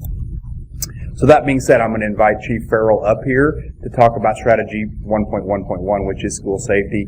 He will be hitting on some of the things that we call priority metrics and performance measures, which are listed in the middle there, Alice training, drill completion, those types of things. So I will turn it over to Jim at this point. I'm going to come back up in the middle of his section to talk about the panorama survey regarding kids' perceptions and family perceptions of student safety, because I spend more time on the panorama side than Jim does. So I'll turn it over to you now. Good evening. How are you? Doing well. So really quick, these are the priority metrics and performance measures we decided to use, and they're all pretty relevant. I think what we've added is our school police trainings, and as you all know through your time meeting me and talking to me, that is a big area of importance for me. I want to keep us ahead of the game. So up to this point, we've been able to do ALICE training and emergency preparedness for the staff, and we're at 2,939 staff members. At this time last year, we were at 3,276. With that said, thanks to Rhonda Mammon and her staff, we already have 2 makeups scheduled that will be Zoom, which has been a whole new experience for our folks, especially our instructors, because us police officers are pretty good at a lot of things, but technology generally doesn't fall into them. And to keep you folks updated on our training, we've done almost all our entire training this year on what is called the Virtual Academy. It's provided through the Missouri Police Chiefs Association. It's all Missouri Post approved. And we've specifically had some classes in there, including cultural competency, ethical issues for law enforcement, and the 6 senses of school safety. We are continuing to follow and monitor the culture of our school and what we feel that police officers should be up to date on. Here's the one that I don't know that it'll surprise you. Our tip line totals, our text tip lines are obviously down. We had 256 last year at this time, and we've had 20 this year at this time. And quite honestly, it's a different culture, different climate in the school right now. So I haven't seen anything like made me think that we're not seeing stuff or being told stuff. It's just simply, it's just different right now. 13 of those were for school management issues, and 7 actually required school police to intervene. So a team of school leaders, of which Dr. Range and myself were a part of, we completed the secure vestibule audits, if you will. We did 31 of them at all the new vestibules. You folks know where I stand on that. To protect our kids, the best thing we can do is keep the bad out. And those vestibules are the very first step in doing so. So I think that it's been good. It's still a work in progress with some of the cameras that we're working with IT with, but it's been very good. That's one of the biggest safety measures I think this district took, was putting those at every building. And then additionally, we had our safety drills completed this year that include the elementary schools are at 89%, middle schools are at 90%, and the high schools have completed 93% of their required drills. And Dr. Range. So this is one of the priority metrics that's captured on our climate and culture report card. And you've seen this before, but you didn't see it last year because we didn't collect this last year due to the pandemic. We moved the window where we collected this information this year into the fall. Last year it was in spring, and we didn't collect it because everybody was virtual at that point, and we were kind of dealing with the trauma and the disruption of COVID at that time. So the next couple slides are going to assess, or what we do is we assess kids and families' perceptions of feeling safe at school, fairness of discipline, those little three phrases there, and it's just Likert scale. So whether they perceive that they feel that way or they don't feel safe. And so this first slide here is the column, the FY21. That's this year. It's compared to 2 years ago because we didn't collect this information last year. So the good news is, compared to 2 years ago, we came up, when you break that down across all demographics, as people rating those stems is, yes, I feel safe, or I feel discipline applied fairly at school. So those are all rolled up into one metric, and we rate their perception of how they feel, if they feel, I think it's like reasonably safe or something like that. You have to go back and look at the Likert scale. But we're happy on this slide. We want to see green, and so we see green on that left-hand side. Then when you break it down by the subgroups, again, we're looking at closing the gap between the demographics there. And so we were able to move the needle in a positive way on 2 of those areas. So that's student perceptions about safety. The next one is family perceptions about safety. We don't break this down by demographic because we don't collect that off Panorama, but same analysis here on those 4 areas on people's perceptions on whether they are favorable about feeling safe at school, fairness of discipline, teacher rule enforcement, those 4 stems. And so, again, the celebration point here is we were able to come up across those 4 areas, district, elementary, middle, and high school, on that metric when you compare us this year to 2 years ago. And I'm going to toss it back to Jim for the last slide. So as I said earlier, this next quarter we're going to go ahead and finish up with Alice and do the makeup training for all staff. Then we'll go ahead and put out a survey, asking what you thought of it and what were the strengths of it and what were the weaknesses of it. It'll be pretty interesting this year because so much of it was done virtually. School police, once again, I can't reiterate it enough. You guys know how important the training that we do is to me. So we're going to continue with our verbal de-escalation training and stuff that's really, truly relevant in our schools. Verbal de-escalation, diversity, implicit bias, all of those, including legal updates. As you all know, Missouri Post mandated that we have to have some of that. That's required now. We were ahead of that. We've been doing that since I've been here 5 years ago. And then IT plans to evaluate the camera coverage at Glendale and Kickapoo. That's already in the process. And I think we're going to be moving forward with new camera systems in the high schools there, which is a good plus. And I will turn it over to Jean. Well, good evening, everyone. Welcome, Jean. Yeah, it's good to be here. So I'm going to talk about health resources, and especially as it relates to the community and their support for us. And we'll be talking about those performance measures for Ready, Set, Supply, which we talked about earlier in the fall, and then what our specific health services pandemic interventions have been. So Ready, Set, Supply, I talked about that earlier in the year, and we did increase our number of partners, and they provided great support for supplies and continue to do that throughout the school year. So it doesn't stop in the fall as far as that support goes.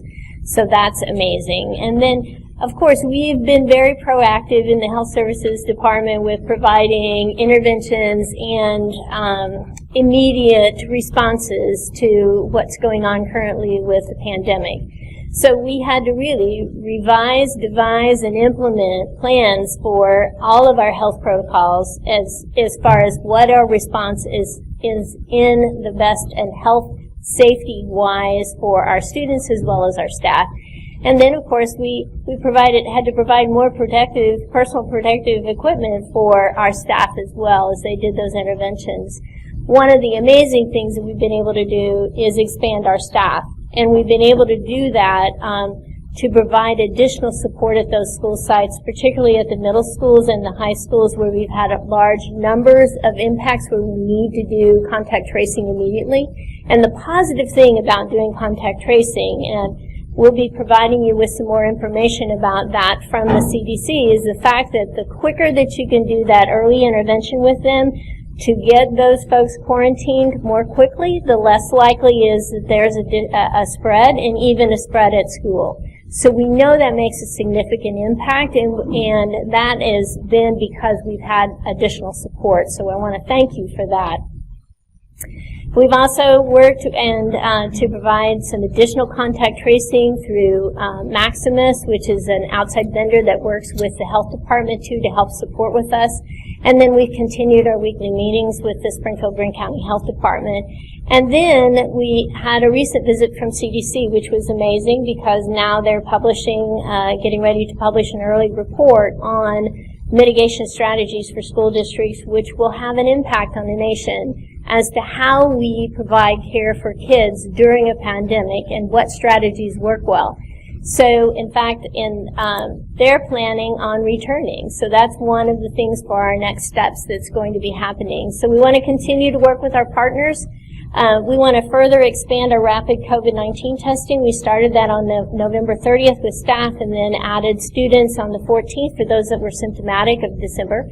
And so far, as of today, we've done 799 tests at our testing site, which is far more than any other school district across the state. So we're doing a very fine job with testing. And what testing does is get immediate results so that we can quarantine quickly and then get those contacts made and then get them back to school and back to work in a more quick fashion for that. So that's been very protective, and we want to further expand that and are taking a look at testing then those that are asymptomatic, those that are not having symptoms, so that then they can return to work or to school more quickly, and that'll be our next phase.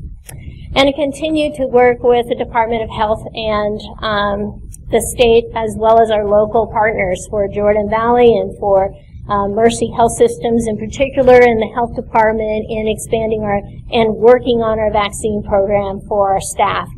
The nurses are included, the school nurses were included in the Tier 1A group, and so they were actually, I was notified Tuesday night. We began our partnership on Wednesday with getting staff vaccinated, and so far we've had over 33 of our school nurses vaccinated, so they made appointments and they did that at Jordan Valley, which was amazing. So they're still in Tier 1. So the next group that they'll be looking at is those, of course, that are older population, as well as then adding the educators. So you've had some communication about that. So we're in the plans for how that might look. So we've designed a number of different ways we might implement that program. So we're still working on that now. And then we want to continue to collaborate with the CDC, which is great. They're going to come next week, and they're expanding the program, and they're going to be here for 6 weeks this time. So they felt like that we had the best information available, and they said that to us, and you're better than St. Louis, so I just want to say, hey, we're better than St. Louis. And so we were able to provide great information to them, and so we want to continue that work with them for the next 6 weeks. Okay. We have to wait. We're waiting. At the end, we'll... Don't go anywhere, Jean. She'll be here.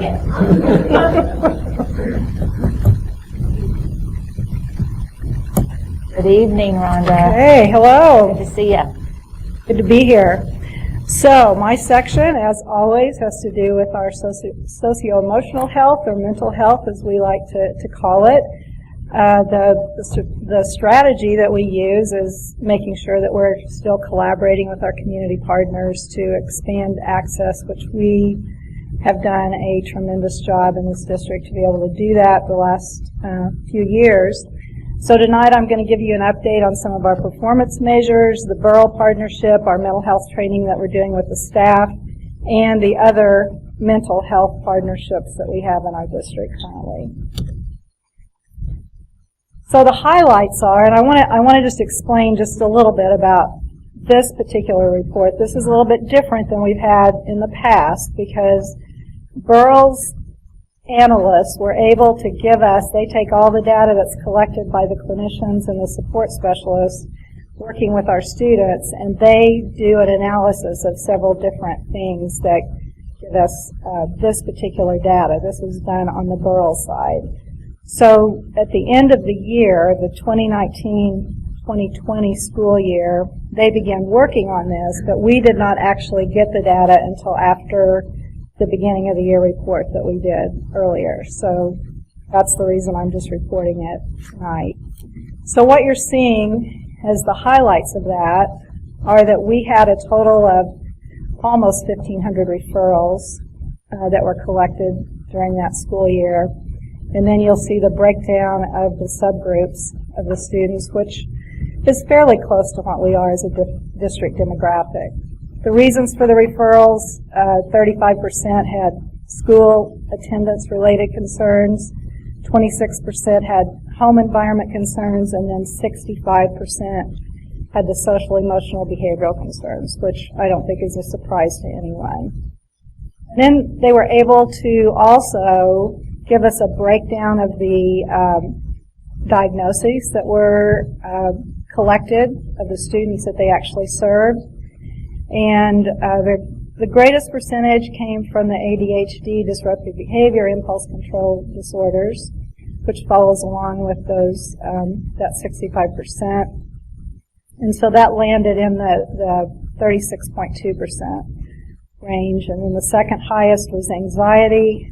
And the other two are actually disorders that are listed in the DSM-5 included in that, but which means that they're, well, in a short definition, means that they basically have physical symptoms or they're faking symptoms to get attention, which an example of that might be something like a student who claims to be suicidal or talks about suicide all the time that really is not serious about it, but they're doing it for attention, but those are still mental health concerns. And so that fits in to that category of 24.3%. And then the last one that was pretty significant was the depressive disorder of 18.1. So I think we're actually seeing some actual data that shows us what our students are experiencing as they're getting treatment.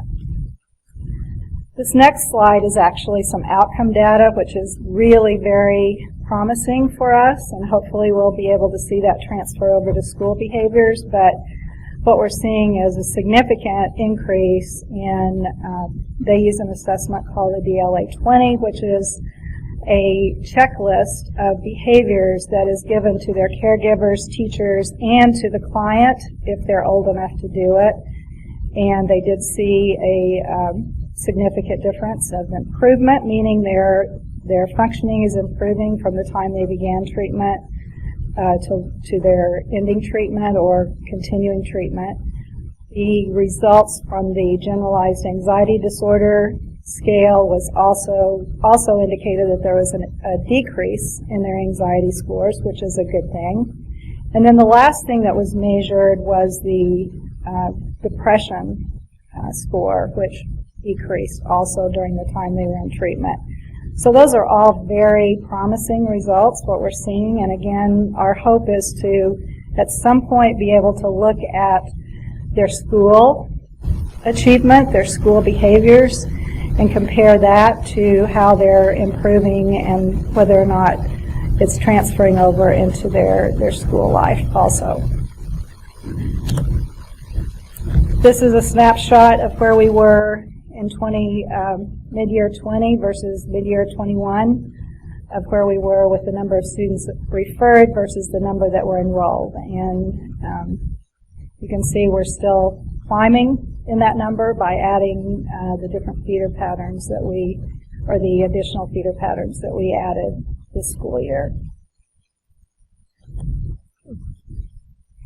Some of the highlights that we experienced, of course, I just mentioned expanding into the Kickapoo feeder pattern in the fall of this year, so that is in full swing. We also, in regard to our mental health training that the district asked our staff to participate in, so far we have about 2,500 employees that have been trained, and we are, as Jim said, we're getting ready to start the makeup sessions for that in hopes to get the remainder. That we have about 200 or 300 more that need to take the training before the end of the school year.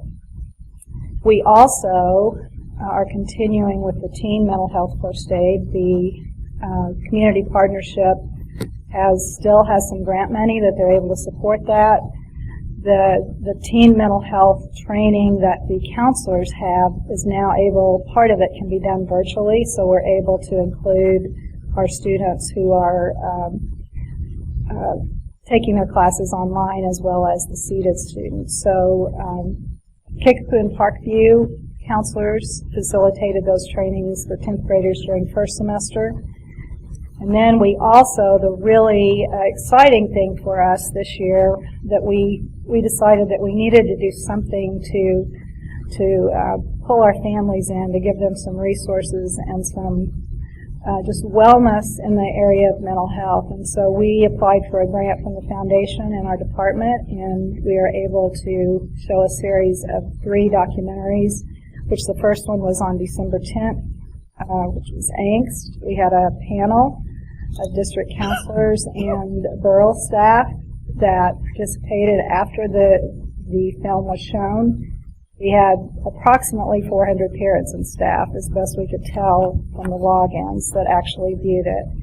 We hope to be able to increase that in the future. I think 400 out of 25,000 potential is not very many. I think we've tried to market it and advertise it, but I'm hoping it'll get better as we move forward.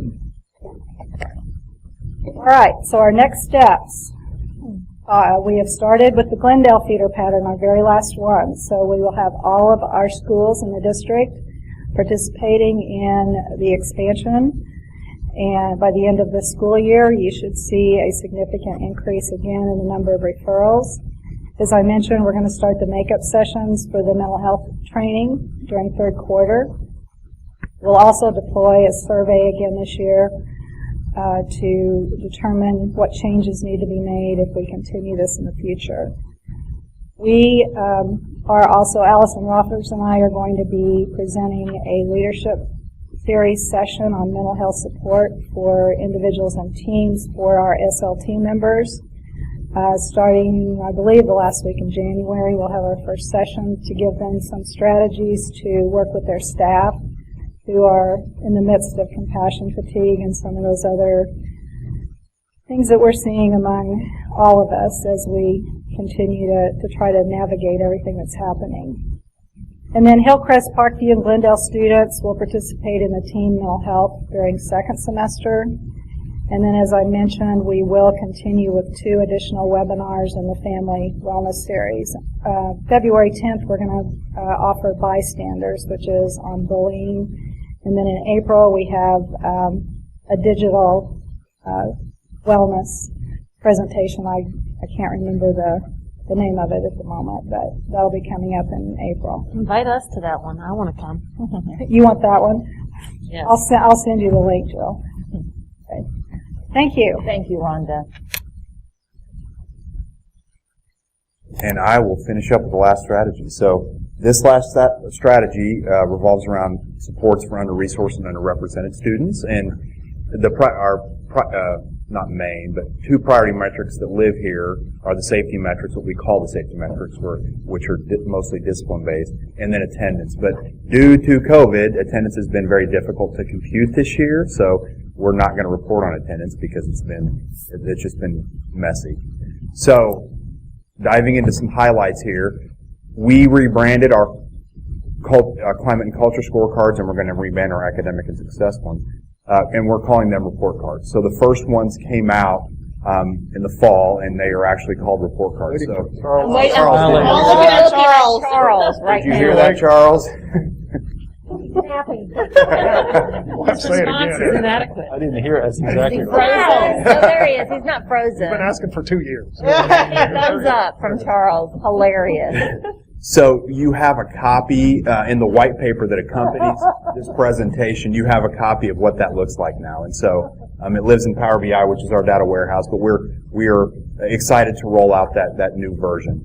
I am leading an attendance improvement team that's being put together to talk about universal strategies that we can deploy at the elementary, middle, and high school level to improve our attendance once we get past COVID and we can actually really start focusing on kids in seats and getting them engaged that way.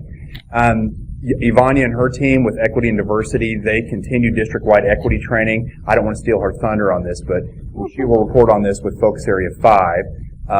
And then they've also continued their work with their empowerment groups, too, to support under-resourced and underrepresented kids. Additional highlights, Jay and his team, they are still working on PBIS at the elementary level, making sure that is how staff and principals and leaders and teachers react and manage kids' behavior to try to give them some universal language. Dr. Woodard and his team are diving into conscious discipline at the middle school level, and with kind of the same outcome, giving people a common language on managing kids' behaviors. And then, as a result of last year's alternative program redesign, we did deploy some additional behavior supports at 4 middle schools and 12 elementaries that are, the focus of those is giving those kids a resource to get them back into the regular classroom as quick as possible if they do have some behavior issues. So, speaking of behavior, this is a priority metric. You've seen this before. This is percent of kids with discipline. So when we say with discipline, that means they either had a conference, a detention, an in-school suspension occurrence, or an OSS occurrence. And so this is just the percent of kids that have one of those on their record for this year. So this is comparing this time last year to last year at this time because we are tracking this metric. Obviously, it's a little bit impacted by COVID. There's nothing that we can stand up here and say is not impacted by COVID. This is an anomaly year. So we've got a lot of green on this. Some of that has to do with the fact that we have 25% less kids in buildings. So that is reality. The right-hand side, again, is what you've seen in the past, the subgroup analysis between the groups to look if we were able to accomplish closing the gap between groups. The next slide is loss of instruction rates. So this is kids actually losing instruction due to ISS or OSS. And again, this is comparing mid-year this year to mid-year last year. Left-hand side is the demographic breakdown of that comparison from this time this year to last year. Right-hand side is the subgroup analysis. We're wanting to see green, more green, less red. We do see some red on this slide. So, next steps. The first revised, so we haven't released the first academic success and graduate outcomes report card. That will be coming out in February, and we're excited. I saw a draft of that on Friday, and I think it looks pretty slick. So we're excited to push that out, and that will then we'll push out the third climate and culture report card in March of this spring. Dr. Woodard and his team at the middle school level will continue to focus on conscious discipline. His goal, he told me, was to get them all trained by 2023 and try to get a common language in all middle schools regarding a behavior management system. The attendance improvement team that I'm in charge of, or I'm chairing, I'm not in charge of, I'm chairing, we meet 7 times between now, or actually between February and May, and our goal is to be able at the end of May to have devised a pyramid of interventions for elementary, middle, and high school that will provide structure. Schools should have some autonomy in being able to implement them, but we want to provide a kind of an overview of what the pyramid of interventions looks like for kids that are having attendance problems. And then the last bullet here, this has been in the report before. We are wanting to partner with United Way. Stephen and his team are helping with on this with them helping us focus on school attendance. In the past, I think they focused on third grade reading scores, and we really talked about getting them engaged in school attendance and helping us market why that's important. That's been delayed because of COVID, but we don't want that to fall off the radar, and as things calm down with COVID, we know that conversation will again pick up. The good news that I'm standing here going to tell you right now is you will not have one of these in February, so you'll get a month off. Focus Area 1, Goal 2, and Goal 3 will come in March, so those teams will be here to give their mid-year updates in March. We won't do one of these in February. So that being said, I will open it up to you for questions for myself or any of my teammates. Great. Questions or comments to the staff? Jerry? Oh. Sorry, Jerry. Go ahead. Mine aren't really questions, so if you've got questions. I have a question. Yeah, ask a question. I got minor comments. That messy attendance data, yeah. Is there any way to get some idea? I know it's messy, but I think I would still be interested in knowing what it looks like. So I have some specific concerns that are just out there in my mind, and I'd like to see at least what it looks like. Yeah, it's messy. It's messy. I could get with Amy on what it could possibly look like. The virtual attendance obviously it's virtual, but the seated, there's probably something that we could put forward to give you a picture of what we're seeing. I appreciate that. Yes. Thank you. You bet. Gary. Oh, okay. These are more comments, and I guess I always like to hope that I'm going to be right, but in this case I hope I am totally wrong. But this has kind of been high on my, what we talked about, this goal right now is probably the highest one for me to do. I know academic achievement is all critical and that's something, but I don't think if we succeed in this one, it's going to help the other one. This one's got to be done. When we're talking about social emotional well-being of our staff and our students, we're talking about the safety of our students, we're talking about all that. I just think this is something we can't mess up. We have to focus on this and prioritize. And I'm not saying you're not. This is more editorial comment than anything. Because I just got this gut, and I'm hearing it across the state, of this sitting on a powder keg from an emotional and social well-being of our students. When we bring our students back full-time, 5 days a week, whether that's this year or it's next fall, I don't know, and our staff, it's going to be such a change, and you're going to have students that are coming back that in some cases schools haven't even seen for a year. You don't know where they are. Students that are going to find out that they may or may not be able to graduate because things didn't happen the way they were supposed to.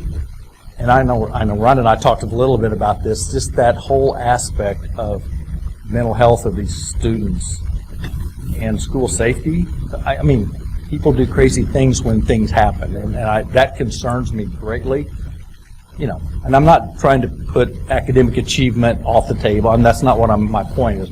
It is, I just think this is so critical right now over the next year or two that we focus on this for our staff and our students, that I just think there's a high risk, and we've got to be ahead of the game. We can't wait and go, oh, it's happened. No, we got to be prepared to do this ahead of time, thinking that, and I hope we're wrong, but I'd rather be prepared than caught off guard. And I don't know, I hear it across the state of the concerns of our students and staff especially, and they're the equal. I mean, both of them are stressed to the max. And so I don't know, I applaud what you do. I know you guys are models across the state of what we're doing for kids, and I appreciate that and applaud you for that, because you guys are great in what you do, and I know people look up to Springfield and what Rhonda and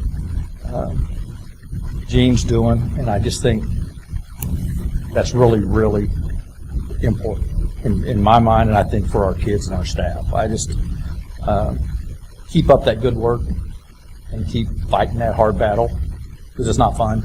I know it's not fun. It's tough, and I just Okay, off my soapbox. We're Step about- down. I'll pass the plate here in just a second, and we'll go. But I just, it really concerns me that we're at a tipping point right now, and I know we can blame it on COVID, but everybody is maxed, and so I just think let's do it right. And I'm not saying you're not. You are doing it right. It's not just Springfield. It's across the state. I hear this whole thing for schools that are in 5 days a week and some that are just totally virtual and haven't even seen their kids since last March. And it's going to be tough coming back to school. I know. I want them back in school. I want them back in school as soon as possible. But I think we just need to be ready that it's not going to be back business as usual when we go back to school. It's not going to be like that. And so we just need to be prepared for that. Thank you, Jerry. Thank you. Did I see Denise? Yes. I had a couple of things I comments. One, Rhonda, your slides 19 and 20 are amazing because of all the work. Having worked in a school for many, many years, I see, and especially high school, all the work that's on one little slide, everything that's going on with training staff. And then Jean, your slides 13, 14. I think that, and I'm sitting here looking at it, just looking at all your bullets, everything that this district has done since March, and the constant communication with the Greene County Health Department, weekly meetings and probably more so, and your teams that have come together to try to make sure our staff and our students are safe. I'm just not sure the community at large are aware of all that work. We are, because we hear your updates, but here you have it listed, and then everything that's been going on and continues to go on, and no decisions have been made in this district in a little small group. It's been many, many people at the table.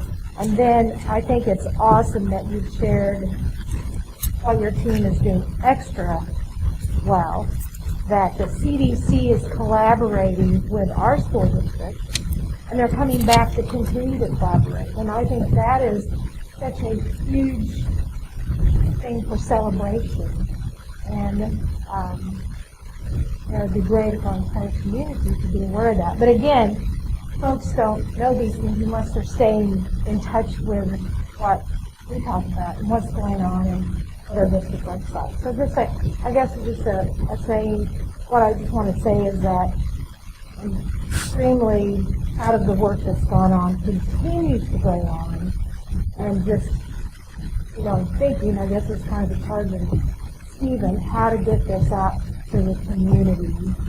But then again, people have to want to seek, understand, and want to find out what's going on to understand the tremendous amount of work that's behind what our school is trying to do to keep students in check and kind of keep up with it. And even what we're doing here. I know we're not the most exciting group to listen to on Tuesday nights, but there's pretty amazing things that do happen. I mean, we hear enough about what we're not doing well, so it's really awesome when you can share with us what we are doing very well. And there's a lot of really good things going on. So anyway, I just kind of wanted to say that. And Brett, your team and all the work has just been amazing, because I cannot imagine how many hours some of you are putting in and have put in per week since March. Jane, 7 days a week. It's 7 days a week for Jane. That's right. 7 days, probably 12, 14 hours a day, I'm guessing. At least. And Rhonda too, with the mental health piece, that's right there with it, and Keith with the safety piece, that is such a big part of our district. And John, he hangs around some. Show up for me. They are full-time, on the ball, right? So I'll just text every night, just about, on something. Right, I bet. I have no doubt. I'll just make a comment, and then if there's any other questions or comments before we move forward. I'm just, as I listen to these reports, I just want to, thank Jim and Jean and Rhonda in the terms of, we're talking about physical and building safety, health safety, and emotional safety. And so just the whole theme of keeping us safe from all those different angles is really, I've been here for 4.5 years in this seat, but it seems more real than ever before, looking at all those different angles and taking care of our kids and our staff. So I just want to say thank you for not settling for average. Thank you for not just settling for, this is the way we've always done it, status quo, but thank you for being diligent on your training with your staff, keeping a pulse on our students' needs, and for challenging the processes and working through the discomfort to do good things. So we could all make a bunch of different comments, but I'm just going to cap it with that. Thank you, Brett. Any other comments or questions before we move to our next agenda item? To Jerry's point, there is a reason this is Focus Area 1, Goal 1, right? Because it is the foundation upon which everything else is built. So appreciate the team and all the work they do and all their team members to make it happen. So. Right. Thanks, Brett. Our next agenda item is administrative reports. Report from administration. Dr. Gentleman, do you want to Glad to do it. kick us off? So I'm going to jump into kind of our COVID regular updates, and Jean's covered a few of those things, but I'll go deeper on a few of the other items. But number one, instructional model. As you know, we started second semester in the same model we closed first semester, 4-day a week at the K-8 level, 2-day hybrid. At the high school level with still the virtual and seated option. So just giving you a final rundown of where the numbers fell out for choice, because we still allowed student choice to play out.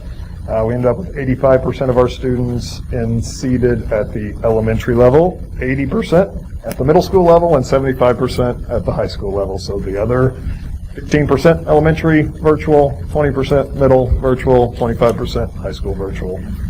We had a total of 1,200 students through that process return to us, right? We actually had 1610 return, 397 go to virtual. So we had a little bit of exchange, but a net 1,200 gain of students for second semester returning to in-person learning. If you want to look at the COVID case counts, we had a conversation in December regarding are we going to expand days late in that, or right after Thanksgiving, and we said we're going to hold, after Christmas and the holiday break to see if there was a surge. Our first 2 weeks of January looked just like the last 2 weeks of December. If we look at the average data over those 2 weeks before the holidays and after those, we did not see a case surge in our schools.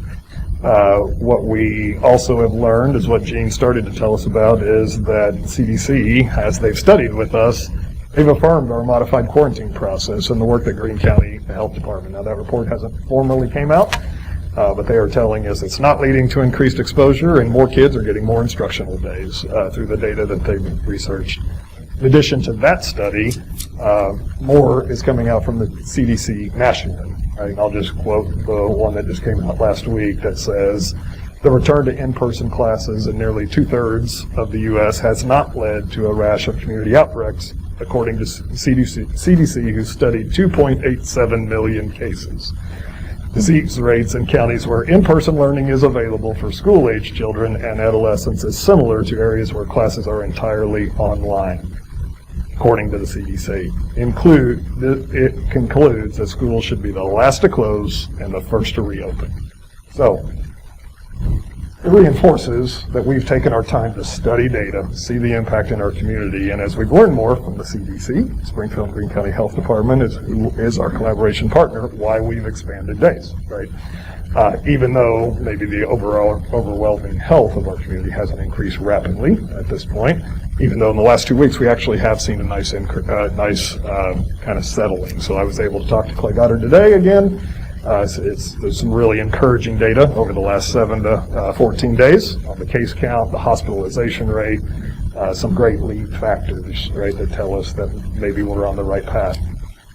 all of those things help us decide what do we do next, right? So that's the community data. That's our, we did not see a surge data. We see the CDC data telling us that this is not leading to outbreaks. We see the affirmation of their studies actually right here in Springfield saying it's not leading to those outbreaks, which is leading us to a place where we believe it's safer to offer more in-person learning.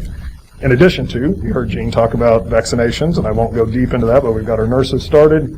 You know, Missouri's plan is that educators are in Tier 3 of 1B. We hope that it would be much higher, and maybe that we'd be on that Tier 1. Unfortunately, we didn't hit that. We do have a lot of employees that will fall into the Tier 2, right, that are potentially 65 or older or have a health condition, so we'll be working hard to identify them and get them access. 3 primary ways that we're working, and Gene has these conversations with the health department. As soon as vaccines available, we will either do on-site clinics throughout our system at centralized locations and partner with the health department to deliver. We can also are working on partnerships with Jordan Valley that would allow for employees to sign up and go to that location, and then obviously employees can get their vaccinations through their healthcare provider. We're so fortunate to have 2 great healthcare providers that are going to be able to do a vaccination at a higher level than a lot of communities. So those are going to be the 3 primary paths. SPS is going to deploy a vaccination sign-up form this week that's going to come out through a communication to all staff regarding updates about COVID-19 vaccine, so we can try to connect those that want to connect through us to those different opportunities. So I can't thank Jean and her team enough for the partnership with the health department. Subrates is another thing we watch, right? So we look at the health rates, right, and the impact of spread, which give us affirmation of our model, and then we determine, do we have enough adults to run the system, right? And we're doing very well on that side. We actually ran 95% subrates in December, and our first 2 weeks of subrates in January are at 95%. So very pleased with the pool that we have and the access to them and their responsiveness when we have those needs arise. Leave changes, we talked about this in December. You know, we talked about leave just about every month, right? But the policy that we passed that allowed for, if the federal provisions continued, that it would happen, is in place, but the federal provisions did not extend, right? Second stimulus package did not include the additional federal leave. We do still have for us expansion beyond regular leave. We have our quarantine leave, we have our extended quarantine leave, and then we have our advanced leave options for staff members. So we have went above and beyond on those scenarios. We've had 56 staff take 227 absences as part of the quarantine leave, and a handful again have used that extended quarantine leave that we've made available if they go over the 10 days. So the next steps, as I tell you every month, is we will continue to collaborate and coordinate with Springfield Green County Health Department, who gets counsel and advice from our healthcare providers on a regular basis. Gene leads that. I sit in. Brett's a part of that. Nicole's a part of that. Carol's a part of that. And that is the collaborative group that makes our decisions moving forward. We'll be collaborating again later this week to make our decisions on February and what expansion we need to make at that point. Obviously, the biggest gap for us right now is high school, right? That's still functioning in a 2-day hybrid. While we'd like to get everybody 5 days, I can't guarantee that's going to happen in February, but I would love to get our high school kids back with us more often than 2 days per week. We know that they struggled probably more. Failure rates have been up, right? When you're hitting your class, literally, if you're on a block schedule, 1 day of in-person per week, that causes struggles, and we get that, and we want to expand that. And the fact that we still have 25% fully virtual at the high school, and we have not removed staff from the high school, right? Elementary, remember, we have staff follow the kids. High school, we have not, right? So there is still plenty of staff to keep class sizes at a reasonable location, and those buildings have a lot more space in them when they're 25% less full. So really going to make that a priority as we think about the February move, but this will be obviously a coordinated decision with feedback from the health department concerning our community's health and the CDC's research, as well as what's our school exposure, or not exposure, but our case rate looking like right now. So we expect to update the community by the end of the week regarding that. That's COVID update. I'm going to continue with some other things, and then we'll just kind of wrap up at the end. Anything you want to dive into? Other administrative reports, obviously we've had some action at the political level, at the Secretary of Education level. We have a new nominee, Miguel Cardona, top education chief in Connecticut, which we're excited to have his heart for public education and his service into public education as the potential next Secretary of Education. He's a former AASA member, a Superintendent's Association. He's obviously got a much stronger track record in supporting public education. I'm going to leave that. President-elect Biden has set the expectation to get schools open in the first 100 days in person. So the new secretary will have his work cut out for him, because we know that there are a lot that still are not. There's a big package that would kind of be the next stimulus that President-elect has put out there, but it hasn't been proposed until a couple weeks down the road. But it's a $1.9 trillion package that would have additional resources for schools. We'll see where that goes. I would say it has a very uphill battle, right? They've made significant investments, and we appreciate that. We're using those to support our educators and our system. We'll see where the next package goes.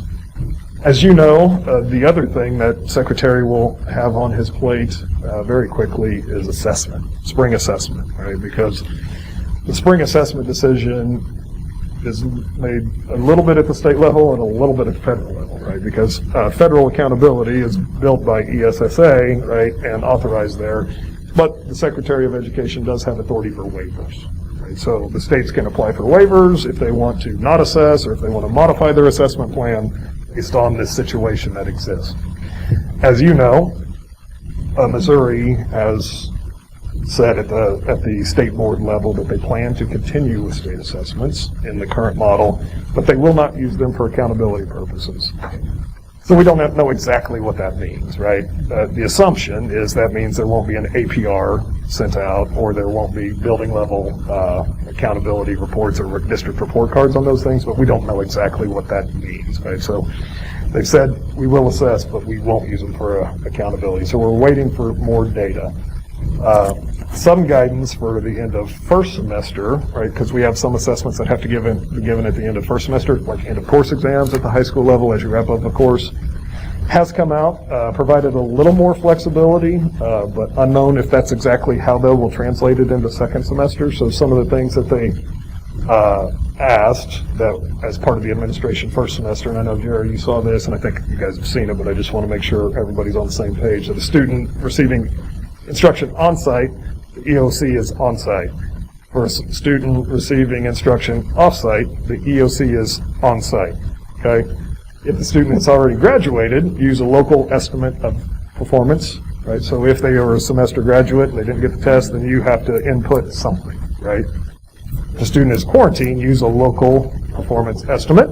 And if a parent refuses to allow the student to test on site, use a local estimate of performance level. So that's up to districts on what that is, right? There's a flow chart they've created. Is that a local assessment? Is that a grade? Is that...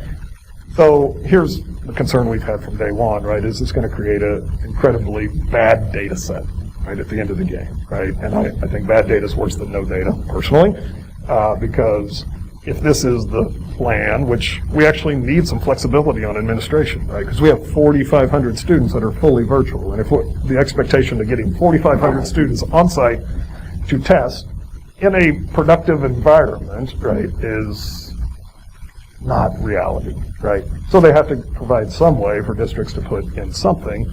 If every district gets to put in anything that they want based on a local, and what's that data going to tell you at the end of the game, right? And my concern from day one, and I've expressed this to the department and others, is we're going to get a whole bunch of false positives and a whole bunch of false negatives, and we're going to try to make decisions based on that, and that's not the time to use this kind of data to make decisions, right? So we'll see what plays out, right, on the assessment picture.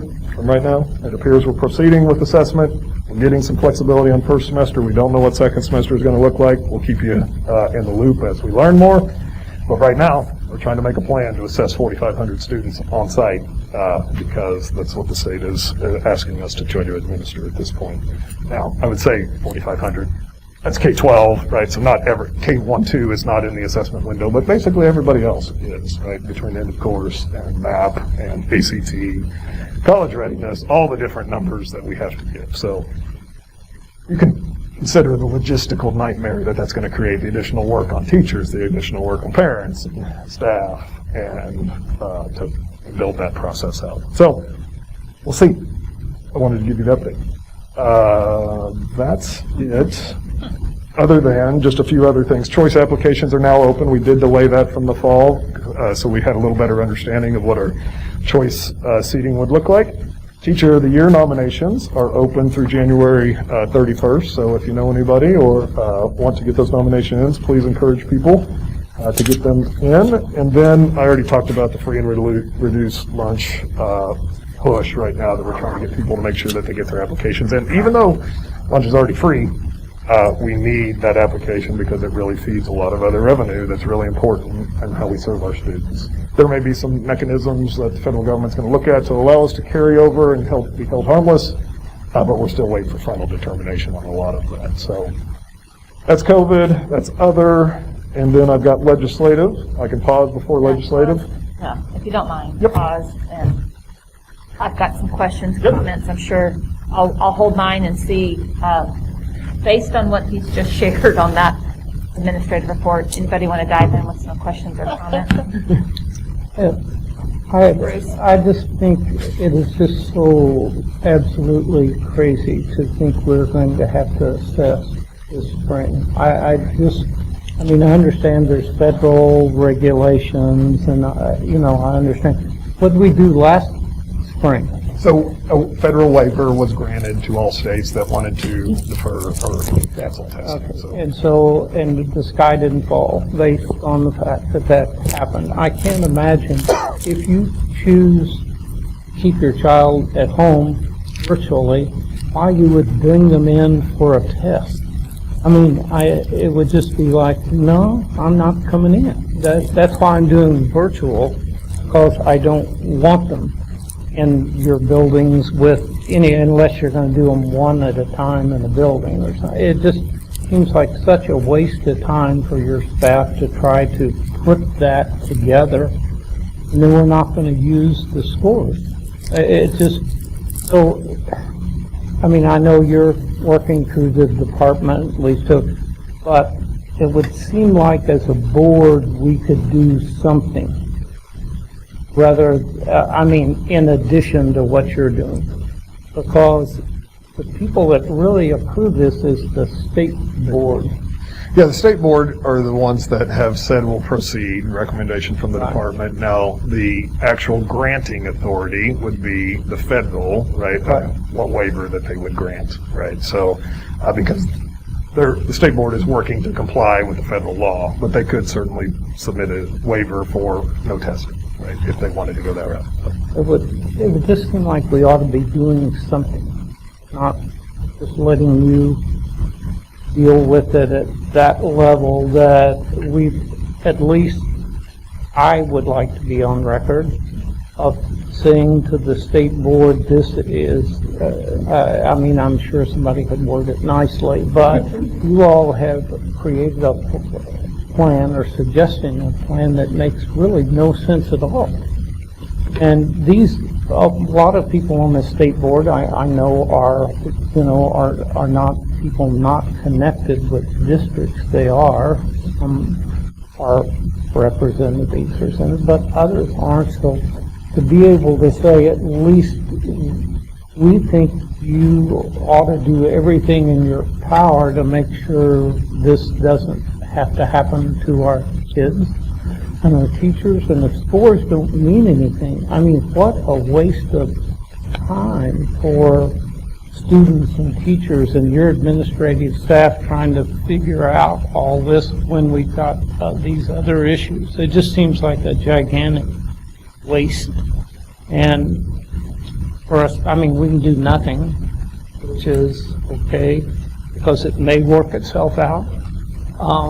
But even if they kept it, I would feel better if we had addressed something to the state board because that's kind of board level to board level, and let you deal with the department and see.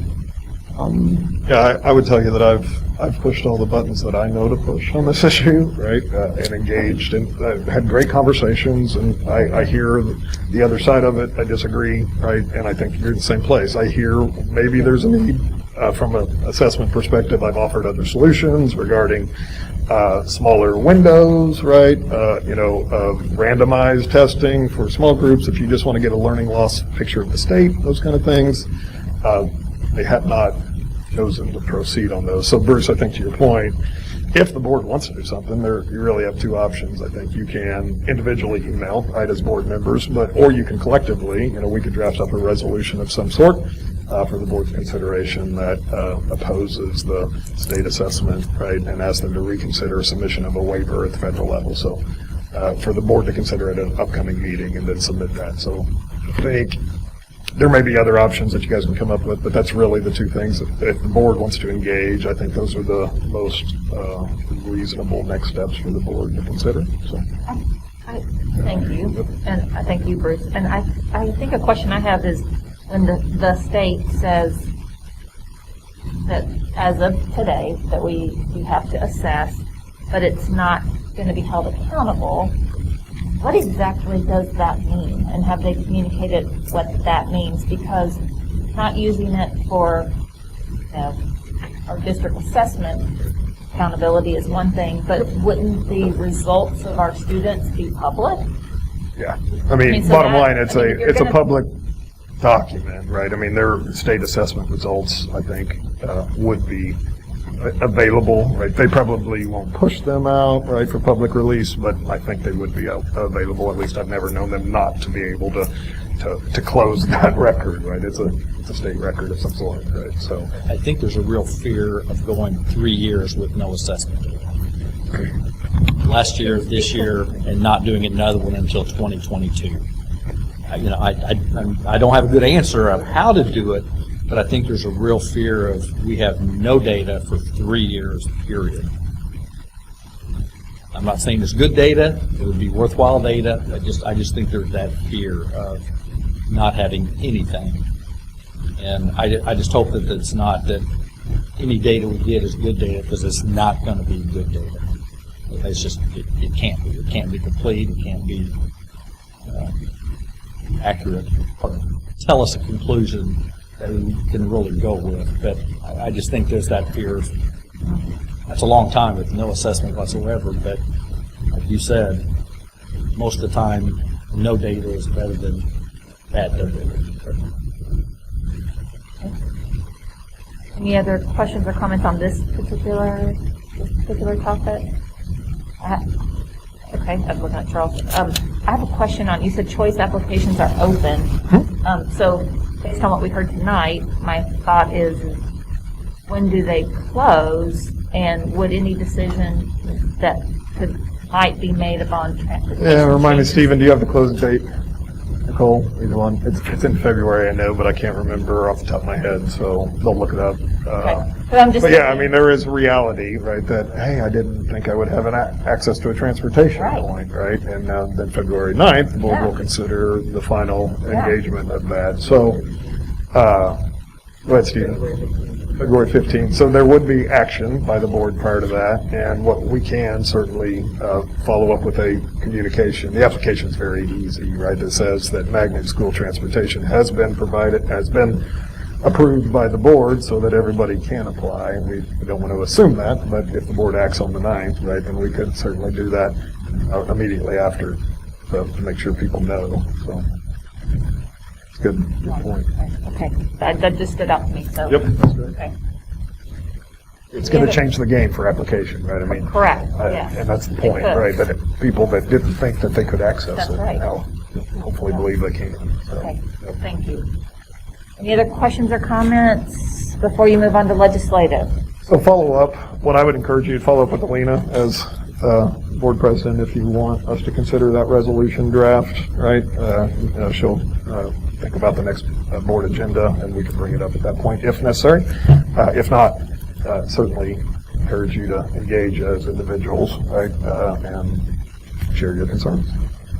All So I just checked real quick because I've been watching it, but the NAEP has been postponed It has. until 2020. For what? The NAEP. NAEP. National Assessment of Yeah. So that they were going to do that in 2021. They just postponed that to 2022. So would that have any bearing on this decision? That's a federal decision. I'm going to hope I speak right to this, but I believe that was a federal decision, right, because that's done Yes. as a random sample. Again, it was one of the things that we talked about as a solution to using grade spans and random samples, because you can get a picture of the district, you can get a picture of the state, do a random sample instead of every kid that you're pushing into those environments. They canceled NAEP, which is a random sample, because of concerns on a number of It's things. hotly debated. And NAEP includes a lot of people actually coming into your schools, right, for the administration of some of that, as well as, I think there's... Not being representative, for example. Yeah, is it a representative sample truly, right, when you know that half your students are not in those environments. So that was done probably 30 days or so ago, and we thought it might follow suit with some other federal language around that, but we've been in the transition of a presidency and a secretary at this point, so there's not been really any additional guidance, and we'll be waiting for the new secretary or the department guidance after that. So. All right. Move on to, if you would please move on to legislation. I would love to, yeah. So legislation, session's now underway, obviously, although it started and then it kind of slowed down. House suspended some of its work for this week due to COVID concerns. You are getting your MSBA updates, I'm sure, that this is a hotly debated topic. Education reform is going to be on the front burner this year. Speaker Vescovo spent a lot of time in his opening remarks talking about education savings accounts, which we know is code word for voucher, or scholarships to attend private institutions on taxpayer dime. So that is one of the biggest things being pushed. Obviously, it's not new, right? We've had this discussion every year for several years. In addition, charter expansion that would impact SPS in many districts across the state is being pushed again. Actually, one of those bills was heard today, I think, in the Senate Education hearing, and also they're talking school board recall and virtual expansion for full per pupil expenditure for private virtual schools to create virtual charters run out of other states and pull millions of dollars out of Missouri schools and Missouri teachers again, right, for low-performing, for-profit virtuals. As we fought against before, and we will fight against hard this year because we don't believe it's in the best interest of our kids or our state. But those will be the big items, right? And many people will be using COVID as a lever to try to pull that across the finish line this year. I think they have a new tool. Unfortunately, we're not very well represented on the Education House or Senate Committee in Southwest Missouri. But we have a lot of strong advocates on the floor, right, that are going to be willing to speak on public education's behalf, we believe. But we're going to have to be engaged. It's very clear from day one that as board members, as a district, we're going to have to be very engaged because there's some strong aggression coming out of the gates by the leadership. State of the State is at 3 p.m. on the 27th. That's when we get a better picture of the budget, because the governor typically releases his budget document right after that, and then the House gets to work. So we'll know more then. Is that virtual this year? That's a great question. Last year it ended up being virtual. No. It's always broadcast, but so you Broadcast, should watch it. It's broadcast. I think it's very limited. Yeah. So we'll have that. That'll be a big information date, just so you know, on that funding scene. No additional release of state funds. We thought we might see some. Higher ed has seen a little bit recently. State budget picture actually looks pretty decent, right, if you look at the revenues that are coming in at this point. So we're hoping we'll see some of the release that Carol talked about, what's been withheld this year, before the end of this year. As we look at next year's budget, again, the governor's budget will be kind of the first testing ground, but it's important to know that the call on the formula, so the amount of money necessary to fund the formula, is not going up, right? If you remember last year, the adequacy target did not move last year, and it's a 2-year status, so we can expect little to zero new state dollars in next year's budget, right? We're going to need depend on what locally is generated for any new expenditures. because we know enrollment's going down. That's the other trigger, right? So enrollment's going to go down. State revenue formula is not going to go up, right? So the trigger for any increase in revenue is going to be local revenue. And then our federal stimulus dollars that are directed at the strategies that we deploy regarding COVID. So that's budget, that's legislature, that's state of the state. What questions do you have on the legislative update? Stay tuned and be ready to engage. So that's it for me.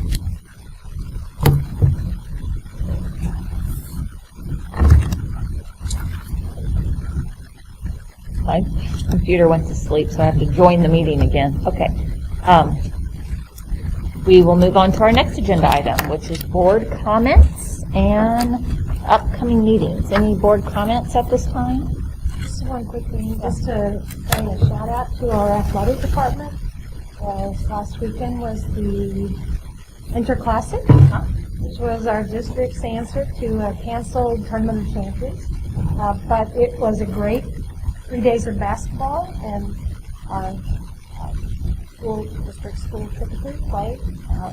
Anyway, it was a great time for people to have the opportunity to see live basketball, which now you guys get a chance to do that. But anyway, just Josh and Marty and their staff, and they were there working hard every night. Well, I know they worked hard prior to. Right. It was a great event. And thank you to them, and make our district look good. Thanks for mentioning that. And Sharita was there. Saw some basketball. That's right. I'll just, there's not really an update, but I'll just let the board members know that our recruiting firm continues to reach out to potential candidates. The team continues to reach out to potential candidates. They continue to take applications. The application process is still in the time frame, so they continue to receive applications. And Gary calls me occasionally with trying to answer some questions that candidates are asking, and so I help him be able to give some accurate information about our district and our community. And that's all that I know at this point. Is there a close date for those applications? Yes, and I believe it's around February 5th-ish. But they would also consider, all the way up till the time we're ready to interview, as long as they have time to vet it. Good question. So just letting you know that they're in process. The process is taking place, and they've been in communication with me, and we'll know a lot more in the next few weeks. Any other board comments before I go over upcoming meeting dates? As you all know, February 9th is our combined meeting, and then we have a very busy month in February. Our February 16th BOE special meeting and executive session, the 16th, the 23rd, and the 24th, and I believe you have those on your calendar, but you might want to confirm that. Kathy has sent out those meeting invites. I do know that Jerry, Charles, and Denise, that our MSBA delegate time in February that was scheduled for February has been moved to April. Yeah, legislative forum's been moved to April 12th. Yes, thank you. And so because we had that scheduled, because we were doing interviews that night, we'll at least be able to pick up and participate in April. So that's good. We got a busy upcoming February, but it'll be very productive. Our next agenda item is to note any plus deltas of our meeting tonight. If you want to put that on a sticky note and give that to Kathy, we always review those at our board officer meeting, and you all get to see those as well. We do need to go into executive session, and the recommended action is that the board meet in executive session following this meeting to discuss legal, real estate, and personnel matters as provided in sections 610.021 subsections 1, 2, 3, and 13 of the revised statute of Missouri. Jill. Bruce will make the second. Any discussion? Seeing none, we will vote. Charles, thumbs up. Aye.